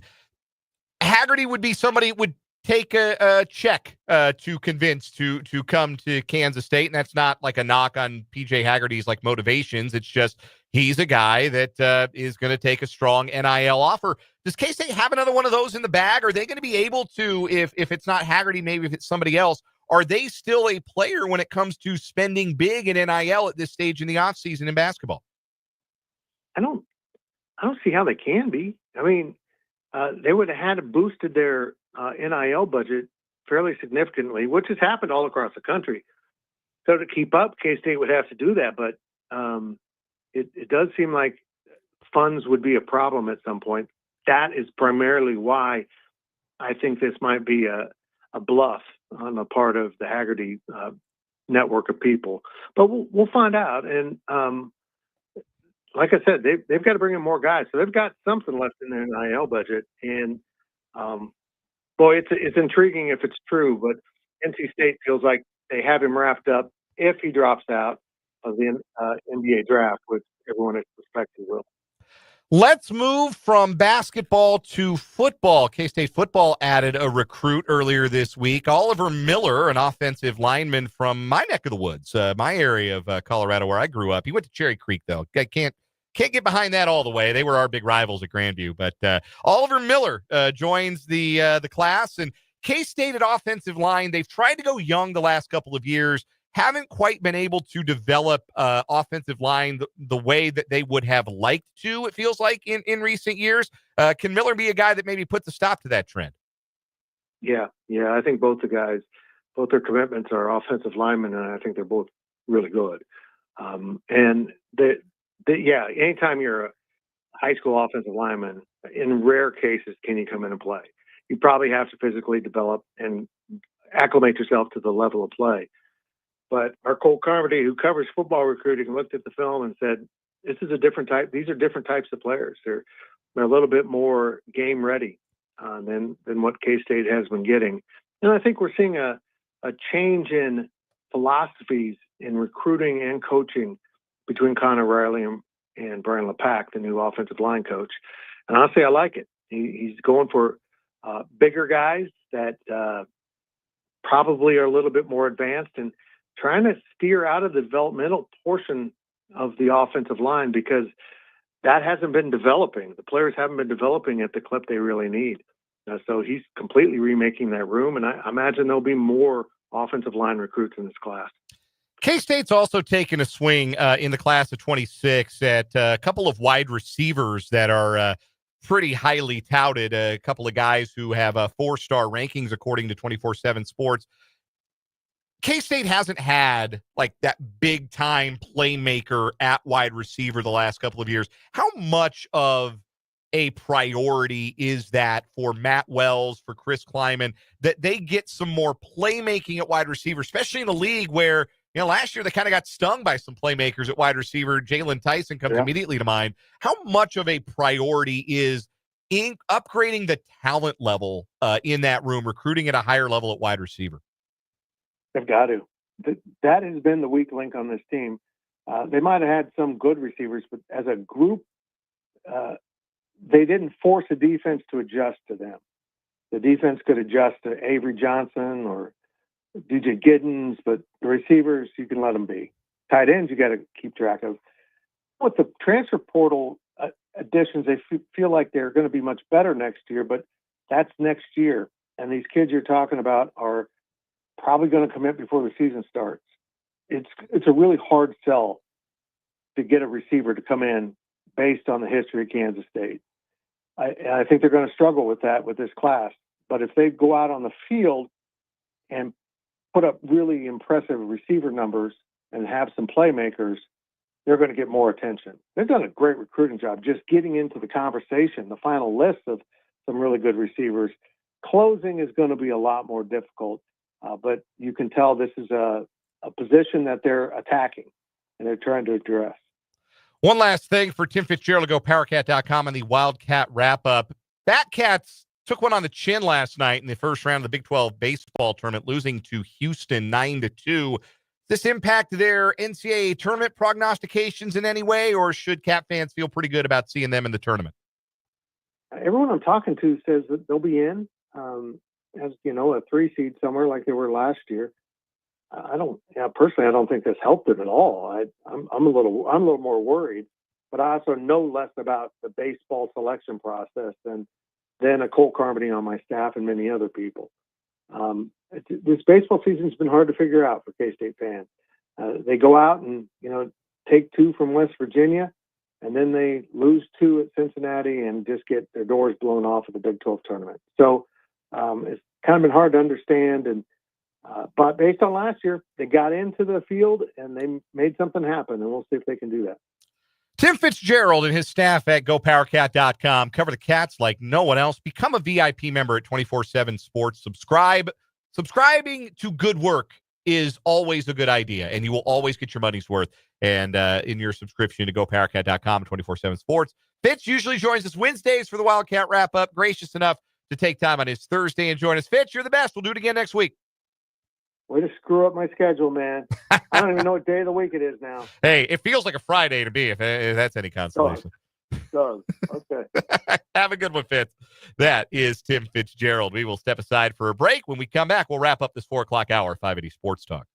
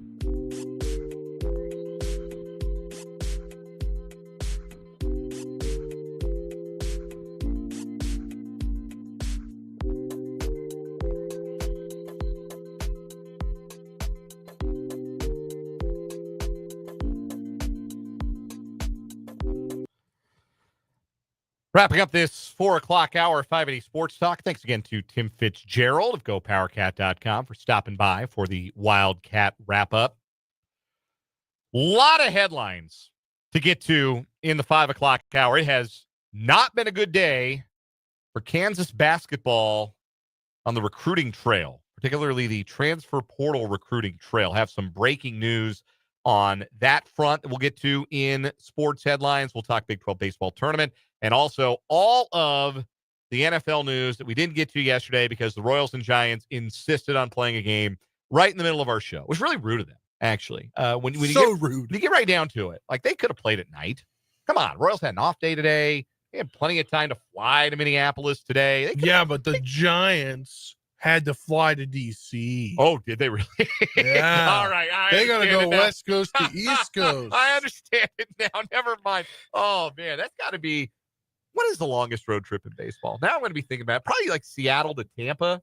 Yeah, or San Diego to New York. San Diego to New York. I kind of wonder. I bet it's Seattle. I bet it's Seattle to somewhere is probably the longest. Yeah. But San Francisco to D.C., not a short No. jaunt. Okay, I understand. They're not playing today, though. I apologize for the rudeness allegations. They did what they had to do. I get Actually, they are playing today. Are they playing today? Huh. No, the Nats are finishing up their series with the Braves. There you go. Nats are playing, but the Giants aren't. Anyway, so a lot of headlines to get to, plus a playoff roundup. We'll play either or over under. We pushed that back a little bit, so we'll play that game in the 5 o'clock hour. And also a fan suing a team because he got hurt at one of their games and blaming them for being bad, being one of the reasons why he got hurt. You have to hear it to believe it. That's all coming up in the final hour, 580 Sports Talk.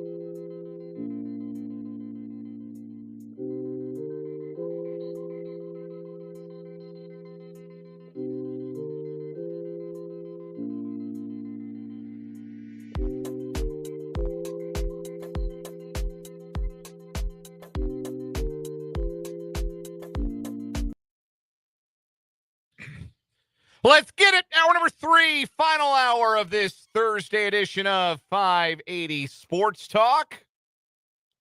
Thanks for being with us. However you're listening to the program today or watching the program today, we appreciate you being along for the ride on the Sports Voice of Kansas, 580 WIBW, FM 104.9, online at 580WIBW.com, and on our YouTube channel, 580 Sports Talk, and Facebook, WIBW News. If you're listening or watching after the fact, we appreciate you. If you're watching again on the YouTube channel, you can do that after we're done. Stream us every day. Stream the archive. You can also find our podcast on our website, 580WIBW.com, and on Spotify by searching for 580 Sports Talk. So many ways to enjoy us, and we appreciate you doing so. Dan Lucero, Spencer Dupuis with you for this final hour of the show today. Brendan Brzezinski off today and tomorrow. He'll be back after the Memorial Day holiday. We'll be off Monday, all of us. There will be no show. The Royals will be playing anyhow, but we'll take the Memorial Day holiday off as well. No Royals baseball tonight. They're back in action tomorrow, taking on the Twins. 3-game set with one of the hottest teams in all of baseball, maybe the hottest team, though they did finally lose yesterday, snapping a 13-game winning streak. Minnesota and Kansas City playing 3 at Target Field. We'll preview it in depth tomorrow on the show. Still to come on this hour of the program, we got our 580 Sports Talk headlines, and oh boy, do we have a lot of headlines. We've got either or over-under. Got a very funny story of a baseball team being blamed for an injury to a fan at one of their games, and they're not being blamed just for security reasons, for fan protection. No, they're being blamed because they stink. That doesn't seem to make a lot of sense to you, and it is pretty frivolous, but it is also very funny. So we'll get to that. It's good 5 o'clock material. I decided it's a really a Friday story, but today feels like a Friday. So we're just gonna. It really does. Like I was just looking around the office like earlier today. A lot of people were leaving. Huge Friday vibes from today. Maybe it's because the holiday weekend is coming up. Maybe it's because we didn't do a show yesterday. I don't know what it is exactly, but today has felt like a Friday since I woke up. Yeah, I'm right there with you. And then we realized we have to actually live Friday tomorrow. No, we gotta come back to work tomorrow. You do indeed have to come and do the show with me tomorrow, please. I would appreciate it if you did. We'll have all of that coming up this hour. We want to hear from you. The text line is 785-272-9429. That is 785-272-9429. And keep that number in mind. Still got tickets to the Flint Hills PRCA Rodeo that we're going to give away. I've been promising that. We're going to give them away this hour on the show. May 30th, the Flint Hills PRCA Rodeo out in Strong City. Also, if you're watching on YouTube, the channel 580 Sports Talk, we want to hear from you in the live chat as well. So jump on in, interact with us and your fellow listeners. But we are jam-packed with headlines. So let's go ahead and sprint headlong into the headlines. And we will start with a terrible, horrible, no good, very bad day in the world of basketball recruiting for the Kansas Jayhawks, because we have these two headlines. First, from this morning, this was expected, but still landed a bit of a blow to KU from 24/7 Sports. 5-star international prospect Dama Sarr commits to Duke.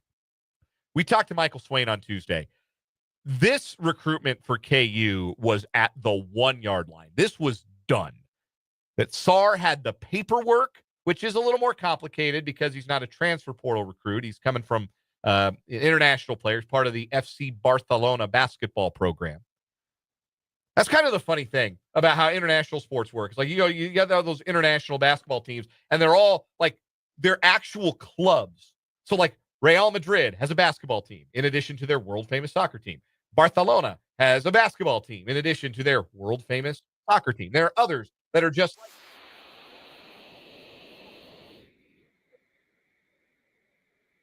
soccer, women's basketball. Like, they really are clubs in that way. It would be like if, let's say you had, I don't know, like Denver Athletic, and that was like the Rockies and the Nuggets and the Avalanche and the Broncos. And they were all like the same logo and the same colors. The closest thing I guess we have is Pittsburgh, because all three of their teams have the same color scheme. Yeah. But obviously they're not like the same. They're not the same ownership. It's all different. But you have the the Capitals, Wizards, Mystics, all red, white, and blue. They're all owned by the same person. Yeah. So it's kind of like that. But if they were all named the same, they're like Real Washington, and they were all the same. Yeah, basketball. Yeah. So anyway, Dame Sarr from the FC Barcelona basketball program, he was all set to sign for KU. It was done. And then Duke got involved because Duke had swiped Cedric Coward out from underneath KU, but Cedric Coward's going to stay in the draft. He's lighting up the combine. He's going to stay in the NBA draft. He's probably going to get drafted. I think he could be a late first-round pick. And then Duke found themselves in need of a two-guard, and Dame Sarr was the next option. And here is the thing. You aren't outbidding Duke. In basketball recruiting, if Duke decides they want the player, Duke is getting the player. If it is a matter of money, if it is a matter of financial compensation, Duke will not be outbid, period. There's no, oh, man, KU some broke boys. They lost out. No. Everybody is broke boys compared to Duke. You will not outbid Duke, and that is what happened here. So Dame Sarr is going to Duke instead of Kansas, and that would be one thing. But then about 20 minutes ago, this headline from On3, Darian Williams picks NC State. It felt really good for Kansas because the window for visits closed. Official visits. Like, you can't take any more visits. The window closed. And on the day the window closed, Darian Williams was in Lawrence. It was like Tuesday, right? Yes. Yeah. It was Tuesday. The window closed. Darian Williams was in Lawrence that day, making a visit to Kansas. And Bill Self very publicly has said, my team is one piece away. We need a 14, 15-point-a-game scorer. That's exactly what Williams scored at Texas Tech last year. Felt like it was trending in that direction. A lot of people felt like KU was the leader in the clubhouse. But in comes Will Wade with a strong-ass offer, and Darian Williams is going to be a member of the Wolfpack. I was going to say a Wolfpack, but that doesn't make sense. Darian Williams picks North Carolina State. That, like, the Dame Sarr news is, it's painful, but it was expected at this point. Like, for the last week or so, we have known this was the way the wind was blowing on that. Yeah. For Williams to pick NC State, that is a kick in the teeth to Kansas, because now I don't know where KU goes. If they are really missing one more bucket getter, I don't know where they go. I don't know who that guy is that's still out there that makes sense for them. And we'll see if it's the international route, if there's a player like a Dame Sarr, where we weren't paying any attention to him until he popped up on the recruiting radar. I don't know what that looks like, but those were KU's kind of like missing piece guys, and they're not going to get either of them. And that stings. And KU missing out on Williams could help K-State get PJ Haggerty potentially with money. It could. They don't play the same position, but like, how much money does NC State have left after getting Williams? Remains to be seen, certainly. And we know that it's not just, teams can afford more than one, well-compensated NIL deal. But you do wonder if part of the reason that the smoke around PJ Haggerty going somewhere else popped up today was because NC State knew they were going to get Williams, and all of a sudden, the NIL offer to Haggerty isn't what it used to be. So maybe Fitz is right. We just talked to Tim Fitzgerald, go powercat.com, that this is a leverage play from Haggerty and his people, his representation. But also, this is where the leverage play is probably coming from. Yeah. That NC State really is maybe cooling a little bit, or not going to offer as much money because they need the resources for Darian Williams, who is a heck of a player and would have helped KU a lot.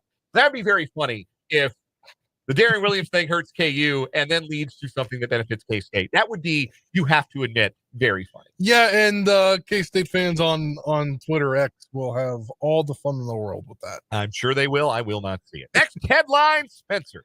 Yes, let's keep it going with K-State and KU, but on the diamond, K-State baseball unfortunately loses to Houston last night in the first round of the Big 12 tournament. They will head to Manhattan, and just wait until Monday when the NCAA selection show is happening 11 a.m. Central on Monday. KU currently playing Oklahoma State, got underway a lot later than had anticipated, but It's a tournament. What would you expect it to be on time for? Yeah, they just started, and KU already in front. Brady Ballinger, RBI doubled in the first inning, and KU out to a 1-0 lead over Oklahoma State. They're in the bottom of the first. Yep, and I'm trying to see. Brady counsels at bat, and he's in a 2-1 count. Oh, you're looking at the same live stats as I am. I'm watching the game. Oh, you're watching the game. It's on ESPNU. Okay, ESPNU and, of course, ESPN Plus as well. Yes. If you'd like to watch some Big 12 baseball tournament action this afternoon, evening with the Royals off, maybe you want to check that out.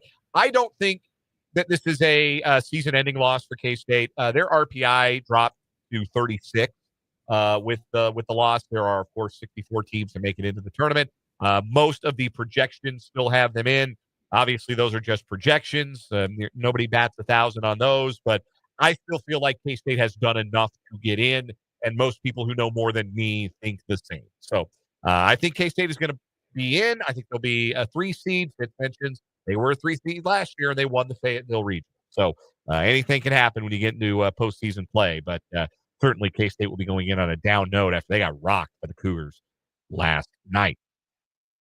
Next headline is actually a whole bunch of headlines. We'll just use one ESPN headline to stand in for everything that went on in the NFL yesterday. Tempers flare as Eagles defend tush push in heated debate.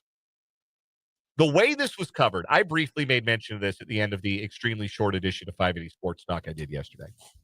The way that this was reported, on by NFL insiders, by like the Diana Rossinis and the Adam Schefters of the world, it was like there was a developed European nation that everybody thought was going to elect a certain kind of government, like a fascist government.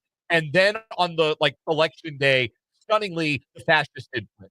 Or the expected party did not win the election, and the other party, like the Labor Party or whatever, won the election. Because they pulled out all the stops. Jason Kelsey was in town to lobby effectively. Yes. To keep the tush push. That's how strongly the Eagles felt. And then he came out of the meeting, and you know who's outside of those meetings? Media. And you know what he says? I'm not here to talk to the media, and just walks out. He is media. Yeah. What does he mean he's not here to talk to the media? That man is media. He's on every TV, everywhere you go. He is media. Anyway, the Eagles successfully keeping their pet play legal as the tush push ban fails to pass at the owners' meeting. You know what I would have been okay with? A ban on calling it the tush push. It's never sat right. Can we rename? That's my rule change. Can we rename this play? I don't like the name. I think it's gross. I also don't like brotherly shove either. I just like the Eagles to be sneak. Like, we can just call it that. It doesn't need a cutesy name. It's just the Eagles sneak. Did you see how much play they're using this for?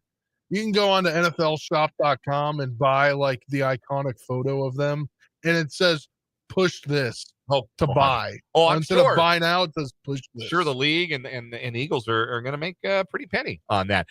It needed a 3/4 vote to survive. So 24 of the 32 owners would have had to vote yes. So 8 no votes would not have been enough. There were 10 no votes in the end, voting against banning the play. So the sneak lives. And now you got 2 options if you're an NFL team that has been crying about this for the last couple of years. Number 1, you can stop it. But number 2, run it yourself, because it is pretty successful. And I know not every team can run it, because not every team has the kind of offensive line that the Eagles do. And not every team has a quarterback that can squat 500,000 pounds like Jalen Hurts can. But any old team can decide, hey, we're going to give our quarterback a helping hand on this quarterback. We're going to drive him into the line. I will say my thoughts have changed on a little bit of this. Your feelings have evolved. I was very mad after the whole debacle in the NFC Championship game with Frankie Louvu going over, and then it could be awarded a free first down or touchdown at that point. I think this is a play just like the NFL. It evolves over time. What did we see in like 2007 to like 2009? Maybe 2006. The Wildcat offense. What do we rarely, if ever, see in the NFL right now? You don't see it. Because people adjusted, right? What did we see in 2012 that helped RG3 play very well that year? The pistol, the whatever you call it. Yeah. And then he couldn't. I mean, yeah, he was hurt, but still he wasn't successful in the plays after that because the NFL evolved. We got the tape. So I think a lot of teams are going to be spending a lot of time during training camp on their strategies, just like last year. Remember, special teams wise, Dave Tobe was talking about how much time they put into the new kickoff rule. Yeah. I think a lot of teams are going to be putting in a lot of time to try to stop it.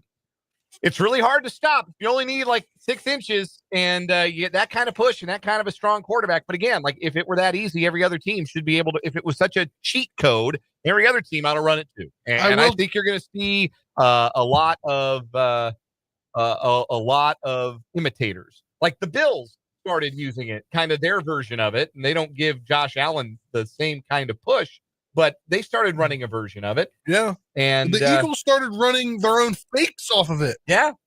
Yeah. Like it's a play. Like I don't love the idea. I think there is like, you can make a player safety argument against it, but at the same time, nobody's been hurt.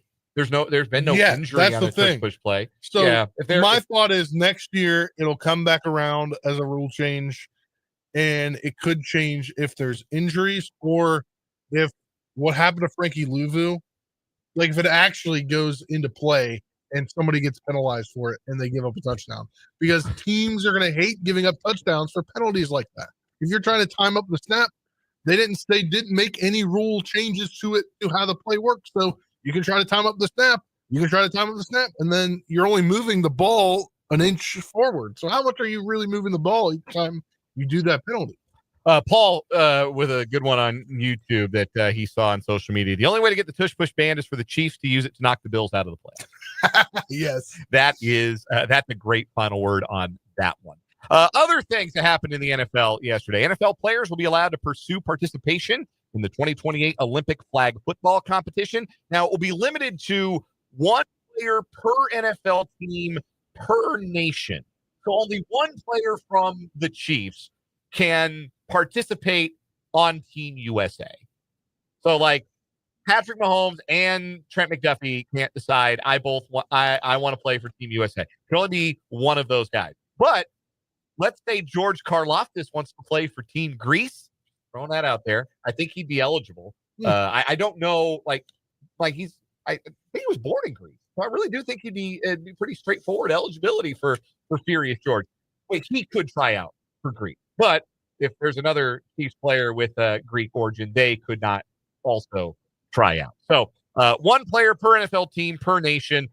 For the record, flag football in the international competition is 5-on-5, and each team has 10 players. We're going to talk more about this tomorrow. We're actually going to have some fun with it on a Friday edition of the show. Let's do it tomorrow. So, yeah, we're looking forward to we're going to draft our own flag football team. That's what we're going to do tomorrow. I'll just go ahead and spill the beans. We're going to draft our own Olympic flag football team for Team USA. Yeah. That's what we're going to do. Also, the Detroit Lions pulled their playoff reseeding proposal.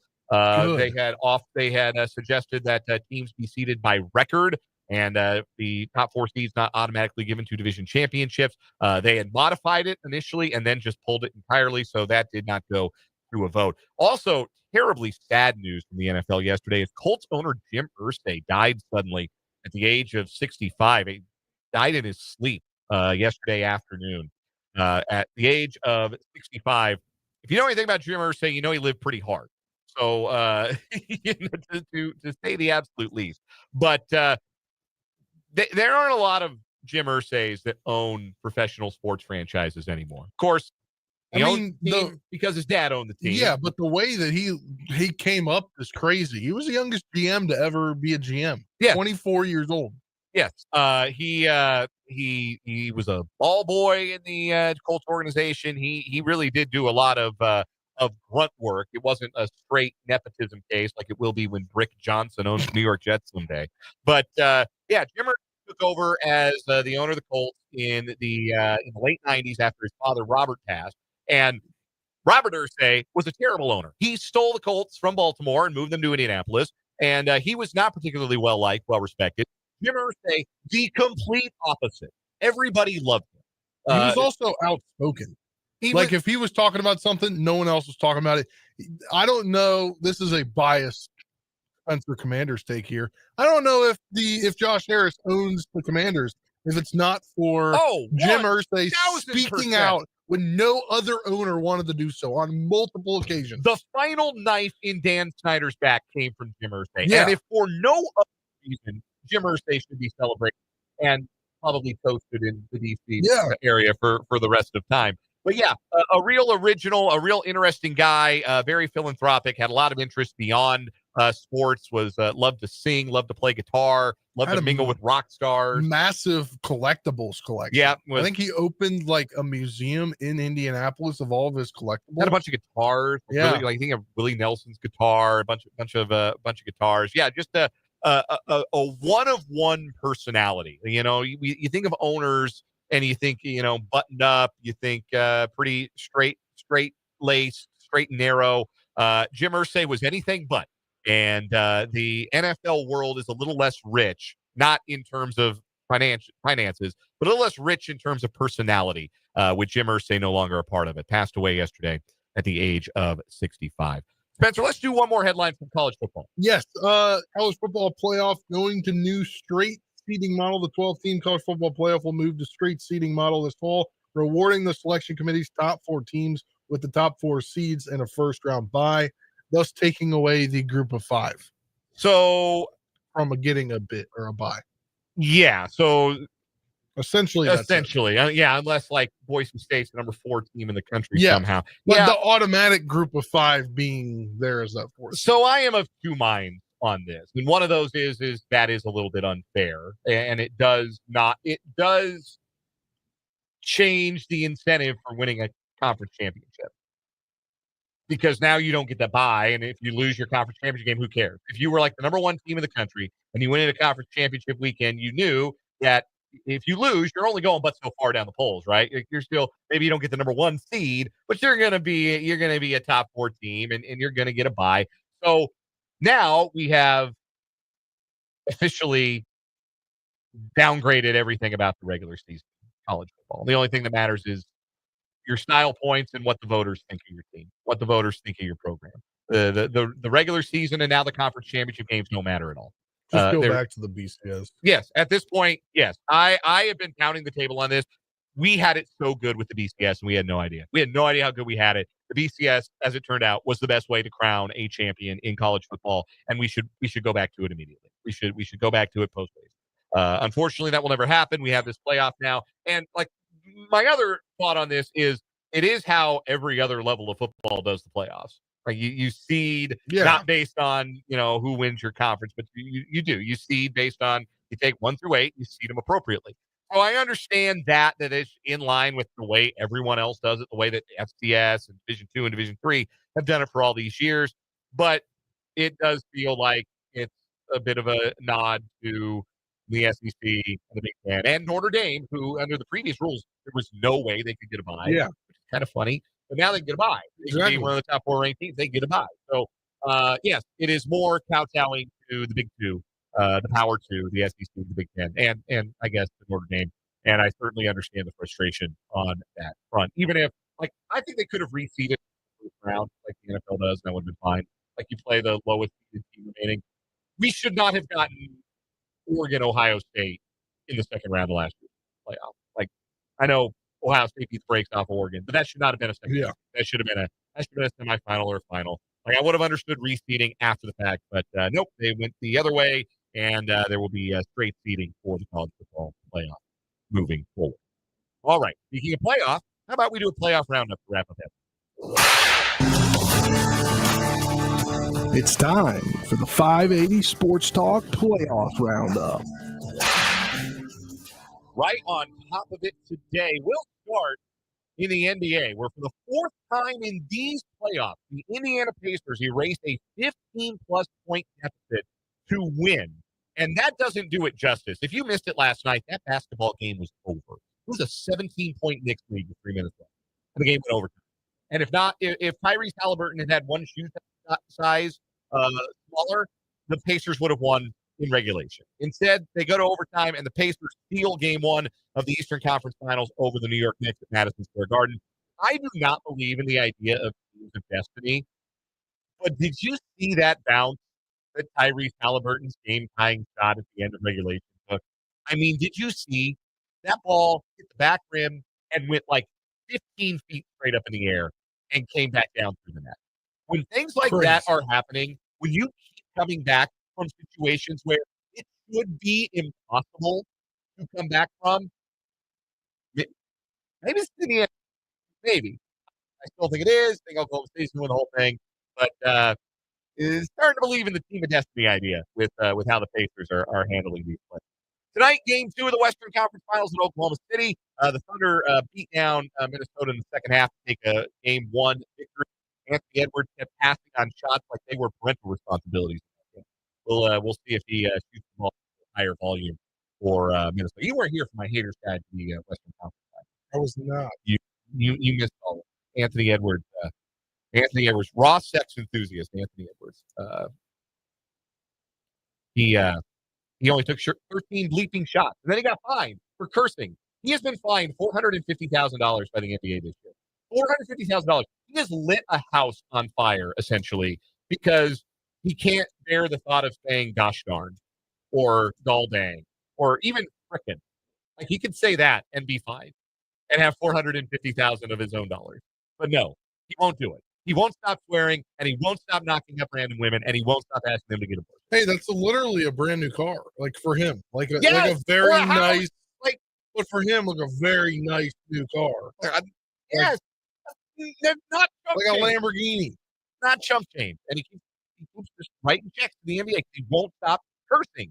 Why do people like this guy? I don't get it. Anyway, in the NHL last night, down 3-1 in the third period, the Dallas Stars lit the Edmonton Oilers with 5 third-period goals, and they win Game 1 of the Western Conference Finals 6-3 over the Oilers. All I can tell the Oilers is, been there, brothers. Tonight, Game 2 in the Eastern Conference Finals, Florida leads that series 1-0. I did not realize that the Carolina Hurricanes have now lost 13 consecutive conference finals games.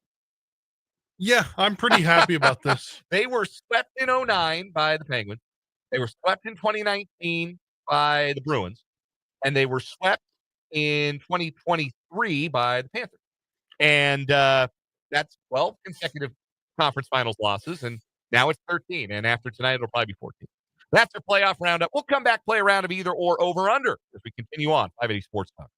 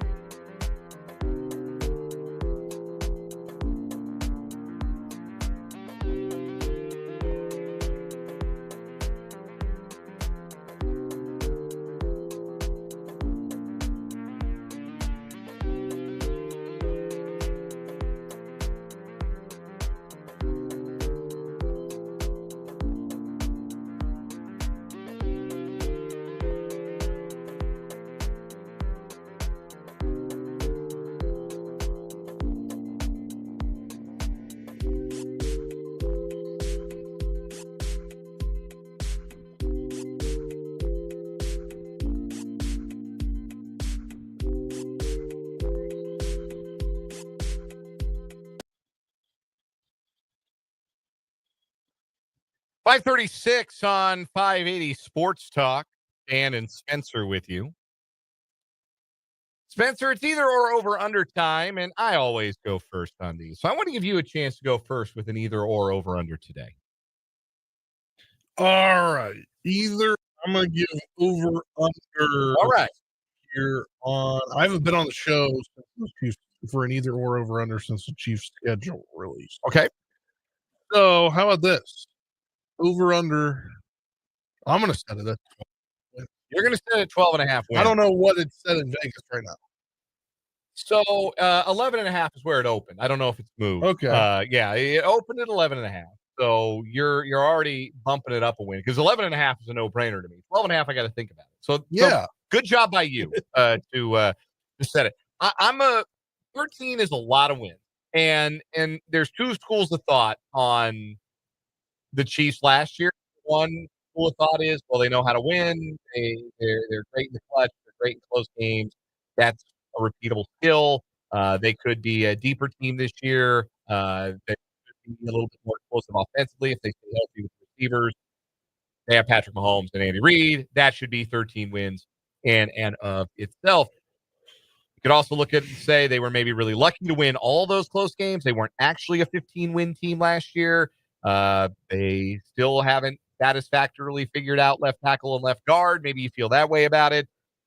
They may still have Mahomes and Reed, but Kelsey's getting up there in years. Chris Jones is another year older.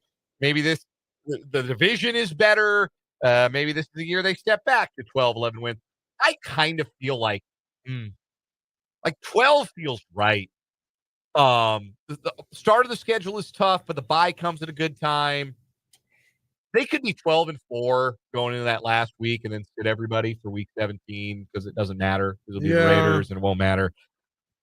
Man, it's hard to go. It's hard to take an under with the Chiefs, but I think they are closer to being a 12-13 win team than they are to be like a 14-15 win team. They would have to be for me to like confidently take the over there. I feel like there's more coin flip games on this schedule this season. Okay. When it comes to like, oh, well, we could win this game, but also we could lose. Obviously, Eagles rematch, Ravens, Detroit, Commanders, Buffalo. I think maybe one of the games against the Chargers. Okay.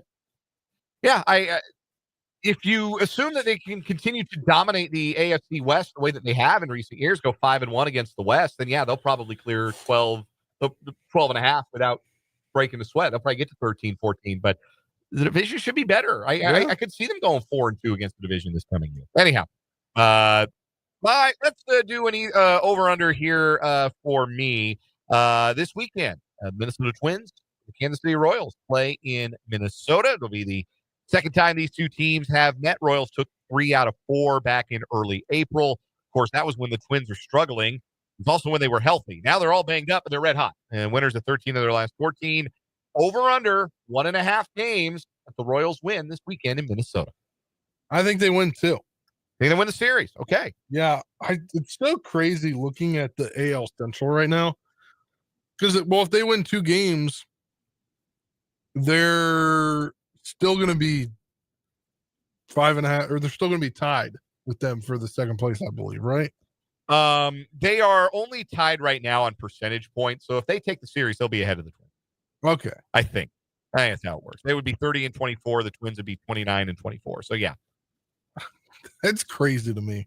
Yeah, they're right on top of each other. So yeah, I feel like the AL Centrals might be the best division in the American League. Right now, it's been real good at the top. When it comes to like how many teams are going to make the playoffs from this league, it looks like it could be like it was last year. Yeah. I'm going to go over as well. Tomorrow will be tough. We'll preview it all on tomorrow's show.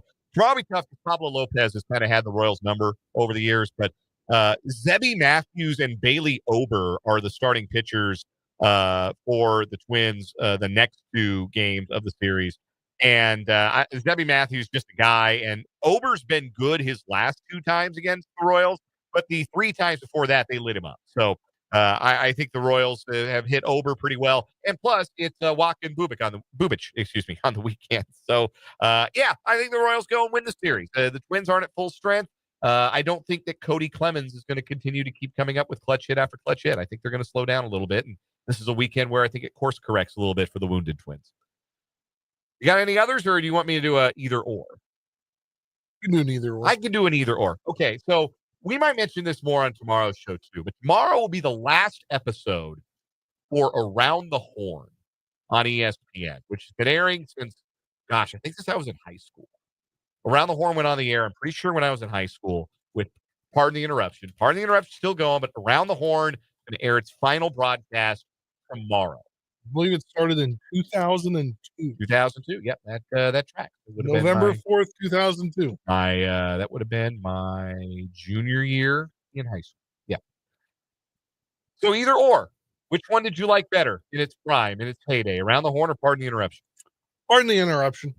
Yeah, I was always a PTI guy too. I think too, it's because you got Michael Wilbon and why am I blanking on the other guy's name? Tony Kornheiser. They're DC guys. Yeah, that makes sense. So I always liked when they would talk DC stuff because they knew more. Sure, like it came from more of a place of passion, and we're guys that did that. We covered them. Like Wilbon was on the beat, I think. Sure, at one point.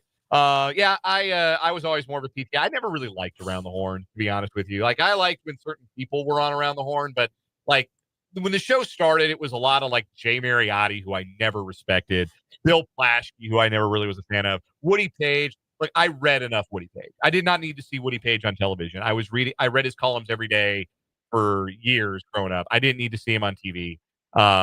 They got younger. They skewed to be a little bit more diverse of a show, which I think was good for it. Can we get another show to take its place? I don't know. It's probably going to be more Stephen A. Smith. So this might be a bad take, but I think people got a little annoyed with Pardon the Interruption. I haven't watched Pardon the Interruption regularly in years. No, I'm saying I think the evolution of Pardon the Interruption evolved into people yelling at each other. Yeah, they got cranky. They got older and they got cranky and they got less interested in watching the game. I'm saying Pardon the Interruption evolved into Stephen A. Smith. That's an interesting one. Not the actual show, but like the premise of this kind of show. Uh-huh. And then ESPN was like, "Oh, well, why don't we do this with two talking heads? They go back and forth at each other." I see what you're saying. And it ruined ESPN. I think you find some people who would agree with you on that particular take. Hey, right now, I want caller number 2 to 785-272-9429. I'm going to give you a pair of tickets to see the Flint Hills PRCA Rodeo in Strong City on May 30th. I need caller number 2 to 785-272-9429, and you get the tickets. 785-272-9429. We're back with more 580 Sports Talk after this.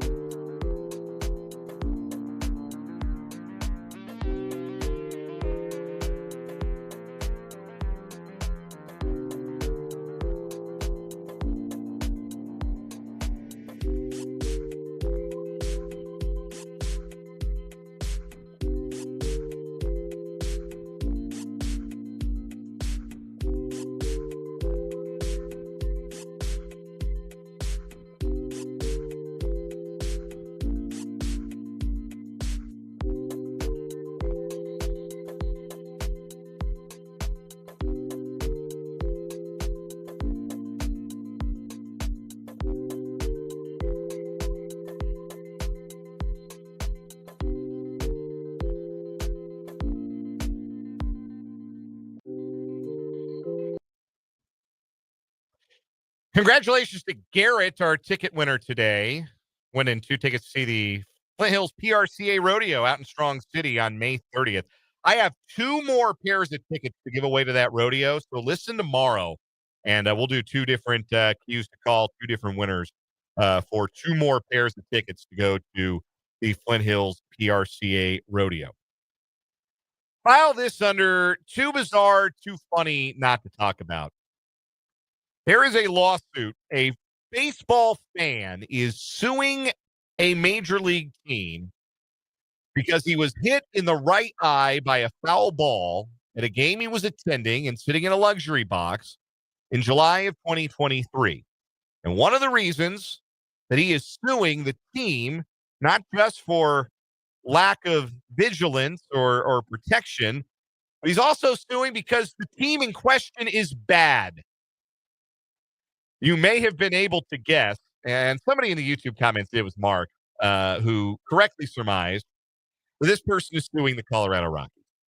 The gentleman's name is Timothy Rokel. He is from Parker, Colorado, and on July 16th, 2 years ago, he was in a luxury box, and in the first inning of a game, he was hit in the right eye by a foul ball. The lawsuit claims that architectural elements of the luxury box made it impossible to see the incoming foul ball.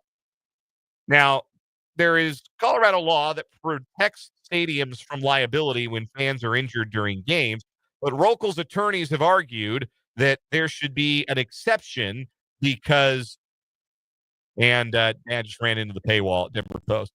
There should be an exception because the Rockies did not make a reasonable effort to keep the stadium safe. They did not extend netting to protect fans, despite being warned about the risks of foul balls by engineers, and encouraged non-spectating behavior like dining and socializing. Why did they do that? Because the team is lousy.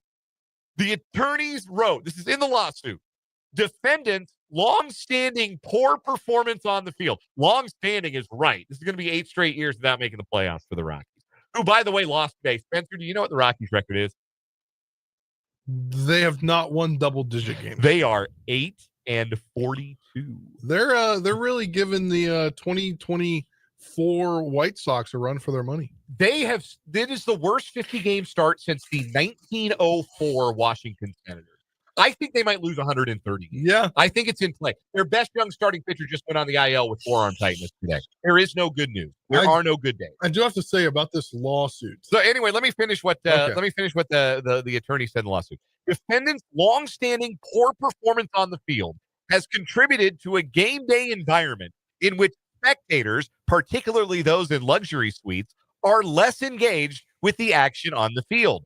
This cultural shift is not incidental, but rather encouraged by the Rockies' own marketing and design choices, which emphasize hospitality and off-field amenities over fan vigilance.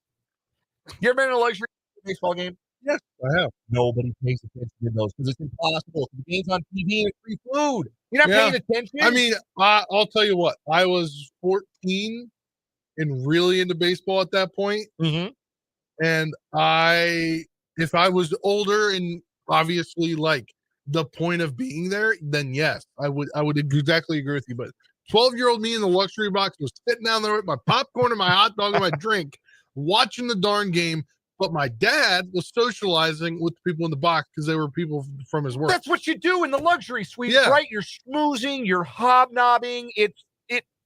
That's what they are. But you also have to know that there is a live sporting event going on. And if you've ever been to a baseball game, you know whether you're in foul ball territory or not. And if you're in foul ball territory, you'd better be on your P's and Q's or you might get domed.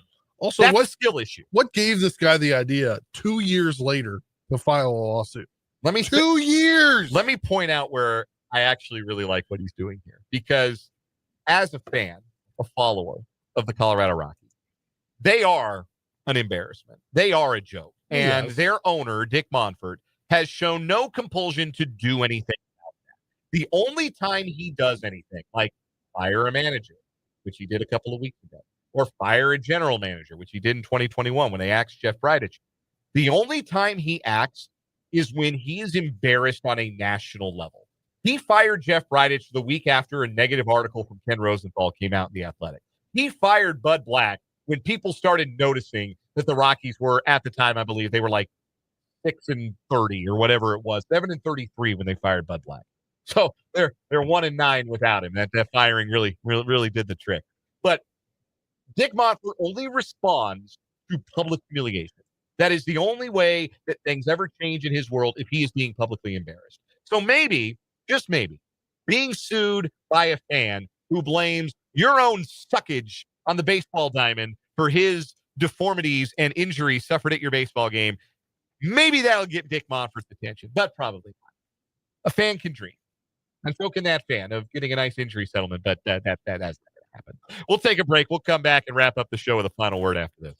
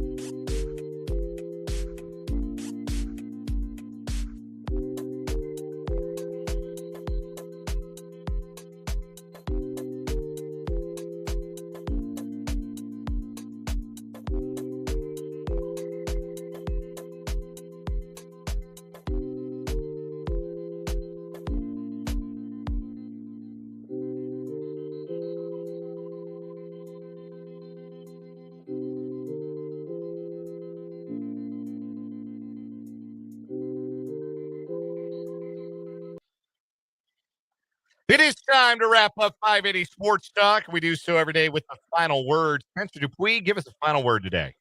So, what was it announced on either Sunday or Monday that Jacque Vaughn was moving from AA to AAA? Mm-hmm. It was a day off on Monday for the Omaha Storm Chasers. They played Tuesday, Wednesday, and they're getting ready to play later on this evening. Jacque Vaughn got himself 4 hits so far, hitting .333. I believe he's 3 for 9. Yeah, 3 for 9. All singles. I'll take it.